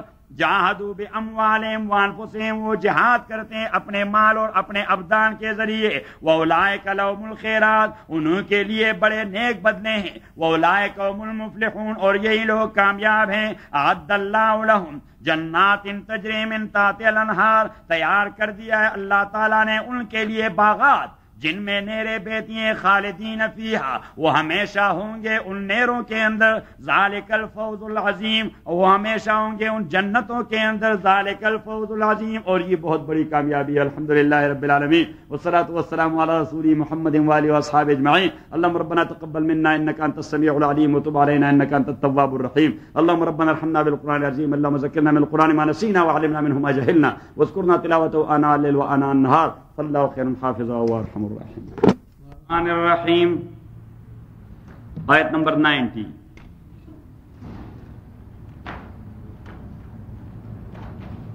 وجاء المعذرون من الأعراب ليؤذن لهم، وجاء المعذرون من الأعراب ليؤذن لهم، اور آ گئے تھے المعتذرون، المعذرون اصل میں ہے معتذرون، وجاء، اور آ گئے تھے المعذرون، ایکسکیوزز پیش کرنے والے، عذر پیش کرنے والے، من الاعراب، بدوؤں میں سے، اعراب بدوین، بدو سارا میں رہنے والے، لیوزن لهم، تاکہ انہیں اجازت مل جائے، وقعد الذین کذبوا اللہ ورسولہ، اور بیٹھے رہے وہ لوگ، کذب اللہ، جنہوں نے اللہ کے سامنے جھوٹ بولا تھا، ورسولہ، اور رسول پاک کے سامنے بھی جھوٹ بولا تھا۔ تو اس جھوٹ سے مراد یہ جھوٹ نہیں کہ انہوں نے جو عذر پیش کیا تھا کہ جی ہمارا یہ عذر ہے اس لیے ہم نہیں جا سکتے، ہمارا یہ عذر ہے اس لیے، اس کذب اور دروغ گوئی سے ایمان والی دروغ گوئی مراد ہے کہ انہوں نے اللہ اور رسول سے اپنے ایمان کے اظہار میں جھوٹ بولا ہے۔ جس طرح سے مومن بنے ہی نہیں. تبھی تو ایسے اہم موقع پر ایکسکیوز پیش کر رہے ہیں کہ جب دین کی قربانی کے لیے ضرورت پیش آئے اور آدمی عذر پیش کریں، یہ اس بات کی دلیل ہے کہ سری سے مسلمان بنا ہی نہیں ہے، کیونکہ اسے پتا ہے کہ یہ تو موت و حیات کا مسئلہ ہے دین کے لیے، اور دین کے لیے موت و حیات کا مسئلہ ایسے نازک وقت میں عذر پیش کرنا، یہ اس بات کا بین ثبوت ہے کہ اسلام کے دعوے میں یہ لوگ سچے نہیں.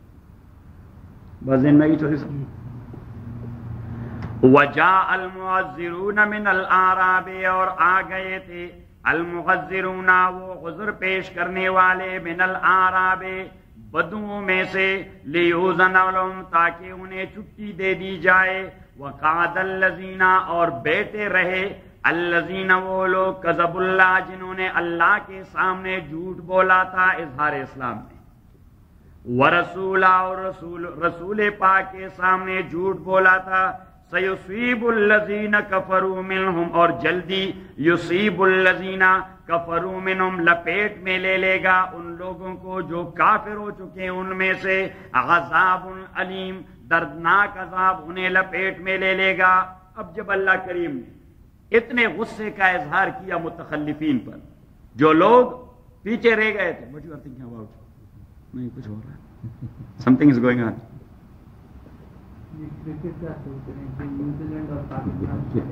وہ کب ہے؟ اچھا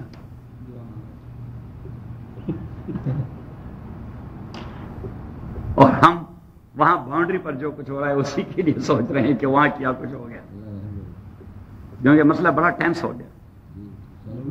سیالکوٹ پر انہیں بمباری کی اور انہوں نے بھی آرمی مارچ کی آگے. بالکل مسئلہ اس طرح ہے. اللہ رحم فرمائے. اور اس نے کہہ دیا کہ وہ بھی بڑا آرامی شے ہے وہ جو دہلی میں بیٹھا ہوا ہے.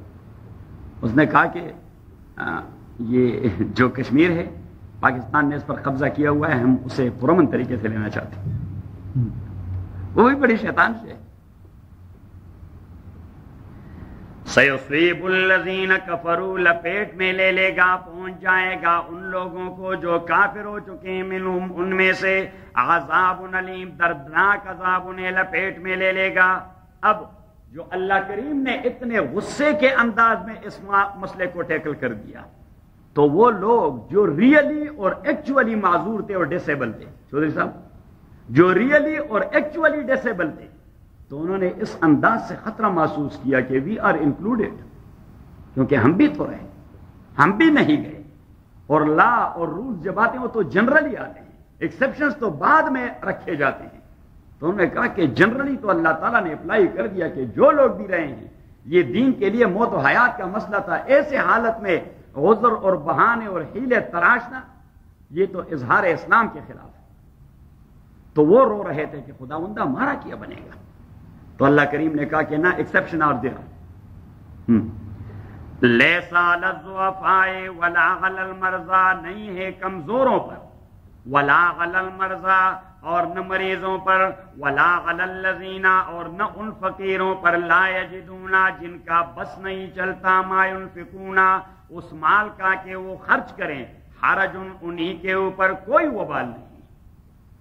لیسا للضعفاء نہیں ہے کمزوروں پر، ولا علی المرضى نہ مریضوں پر، ولا علی الذین نہ ان فقیروں پر، لا یجدون ما ينفقون جو خرچ کرنے کے لیے اس کی بس طاقت نہیں رکھتے تھے، تو اس پر کیا نہیں، حرج ان پر کوئی وبال نہیں. لیکن ایک شرط ہے، اذا نصحوا للہ ورسولہ پرووائڈڈ. یہ دیکھیے اگر آپ قانون پڑھیں نا، میں تو قانون کا طالب علم، قانون اگر آپ پڑھیں تو سیکشن لکھ کی جاتی ہے، اگر سیکشن لکھ کی جاتی ہے تو پھر نیچے ایکسیپشن لکھا جاتا ہے، بٹ اور ایکسیپٹ، بٹ اور ایکسیپٹ دو لفظوں سے لکھا جاتا ہے، بٹ کاما کے بعد یا ایکسیپٹ. اور جب وہ ایکسیپشن ہو جاتی ہے تو پھر کاما لگا دیتے ہیں، تو پھر نیچے لکھتے ہیں پرووائڈڈ، کہ اس ایکسیپشن کی شرط یہ ہے کہ ایکسیپشن کی شرط کہ ایکسیپشن بھی جنرلی اپلیکیبل نہیں ہے اس کی. تو اللہ کریم نے بھی وہی انداز اپنایا کہ جنرلی تو رول اپلائی کر دیے، لیسا علی الضعفاء یہ ایکسیپشن ہے. اب کاما کے بعد پروویزو لگا رہے ہیں، اسے پروویزو کہتے ہیں قانون کی زبان میں. کیا کہتے ہیں؟ پروویزو. کنڈیشن نہیں کہتے، یہ کنڈیشن تو انگریزی کا لفظ ہے. ہر ایک فیلڈ اپنا اپنا ٹرم رکھتا ہے. تو کنڈیشن کے لیے وہ لوگ کیا کرتے ہیں؟ پروویزو. تو پروویزو وہ شروع کرتے ہیں پرووائڈڈ کے لفظ سے. پرووائڈڈ صحیح. اور پرووائڈڈ کا معنی یہ ہوتا ہے بشرطی کے. پرووائڈڈ کا معنی اردو میں ہوتا ہے بشرطی کے. تو یہ پرووائڈڈ ہے. لیسا علی الضعفاء ولا علی المرضى ولا علی الذین لا یجدون ما ينفقون حرج اذا نصحوا للہ ورسولہ، بشرطی کے وہ ڈیووٹڈ ہوں اللہ کے لیے اور اللہ کے رسول کے لیے. کہ ڈیووشن شرط ہے. رہیں گے تو وہ گھر میں، بیٹے رہیں گے گھر میں، لیکن وہ اتنے سنسیئر ہیں کہ ان کی سنسیئرٹی میں کوئی شبہ نہیں، ان کے ڈیووشن میں کوئی شبہ نہیں. اور اگر آدمی معذور ہے، جہاد کے لیے بھی نہیں جا رہا، سنسیئرٹی بھی نہیں ہے، جہاد کے لیے بھی نہیں جا رہا ہاں اور سنسیئرٹی بھی نہیں ہے، تو جو جنرل رول ان طاقت اور بس رکھنے والوں کو اپلائی ہو رہے ہیں وہ اس کو بھی اپلائی ہوں گے. ہاں نیت اذا نصحوا للہ ورسولہ، اذا نصحوا للہ ورسولہ، بشرطی کے وہ ڈیووٹڈ ہوں اللہ اور رسول کے لیے. اذا نصحوا للہ ورسولہ، تو اب یہ لیسا علی الضعفاء ولا علی المرضى ولا علی الذین لا یجدون ما ينفقون حرج، اس سے ایک جنرل پرنسپل فقہا نے نکال لیا. اس پرنسپل کو کہتے تکلیف بما لا یطاق. تکلیف بما لا یطاق، کسی آدمی کو باؤنڈ کرنا ایک ایسے کام کا جو اس کے بس میں نہ ہو، جو اس کے بس میں نہ ہو، اور اسے حکم دے دینا کہ آپ یہ کام کریں. یا اللہ تعالیٰ یہ کرتا ہے، یا اللہ تعالیٰ یہ اللہ کریم کبھی یہ نہیں کرتا کہ کسی کو وہ کام سونپے جو اس کے بس طاقت میں نہ ہو. یہ جنرل پرنسپل اس آیت سے آپ سورہ بقرہ کی آخر نکالیں.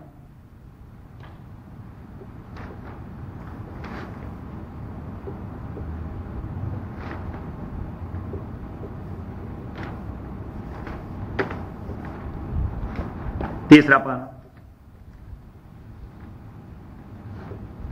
صفحہ بتائیں. آخری ہے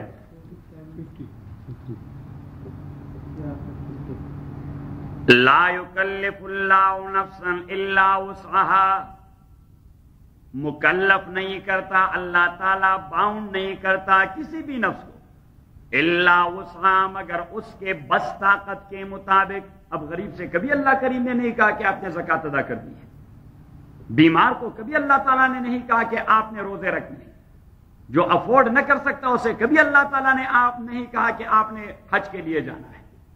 صحیح.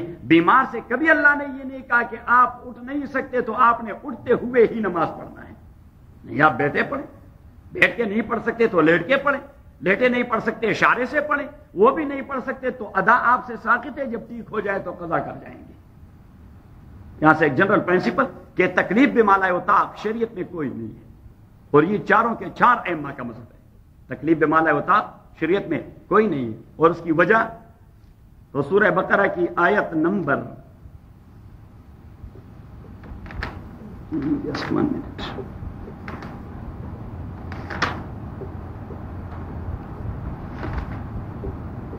آیت نمبر 185.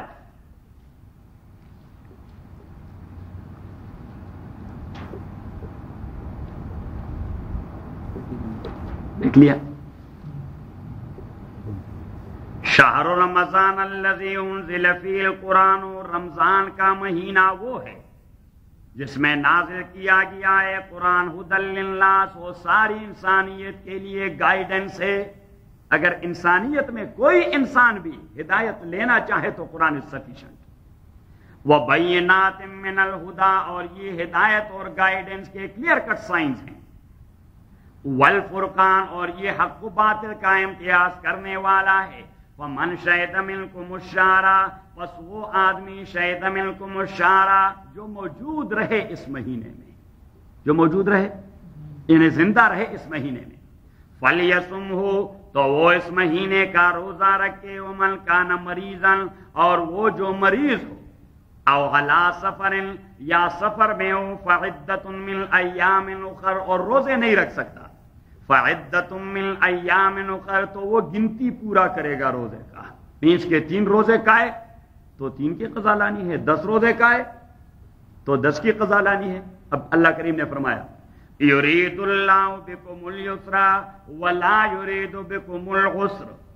یرید اللہ، ارادہ چاہتا ہے اللہ تعالیٰ آپ کے لیے الیسر، آسانی، ولا یرید بکم العسر، اور نہیں چاہتا اللہ آپ کے لیے سختی اور تنگی. صحیح. آپ 17ویں پارے کی بالکل آخر نکالیں.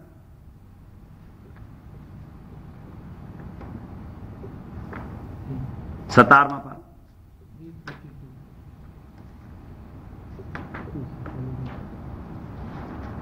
نکال لیا.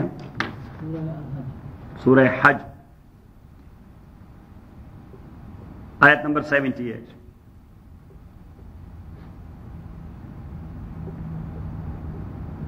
وجاہدوا فی اللہ حق جہادہ، وجاہدوا فی اللہ حق جہادہ. جہاد کا لفظ عام ہے.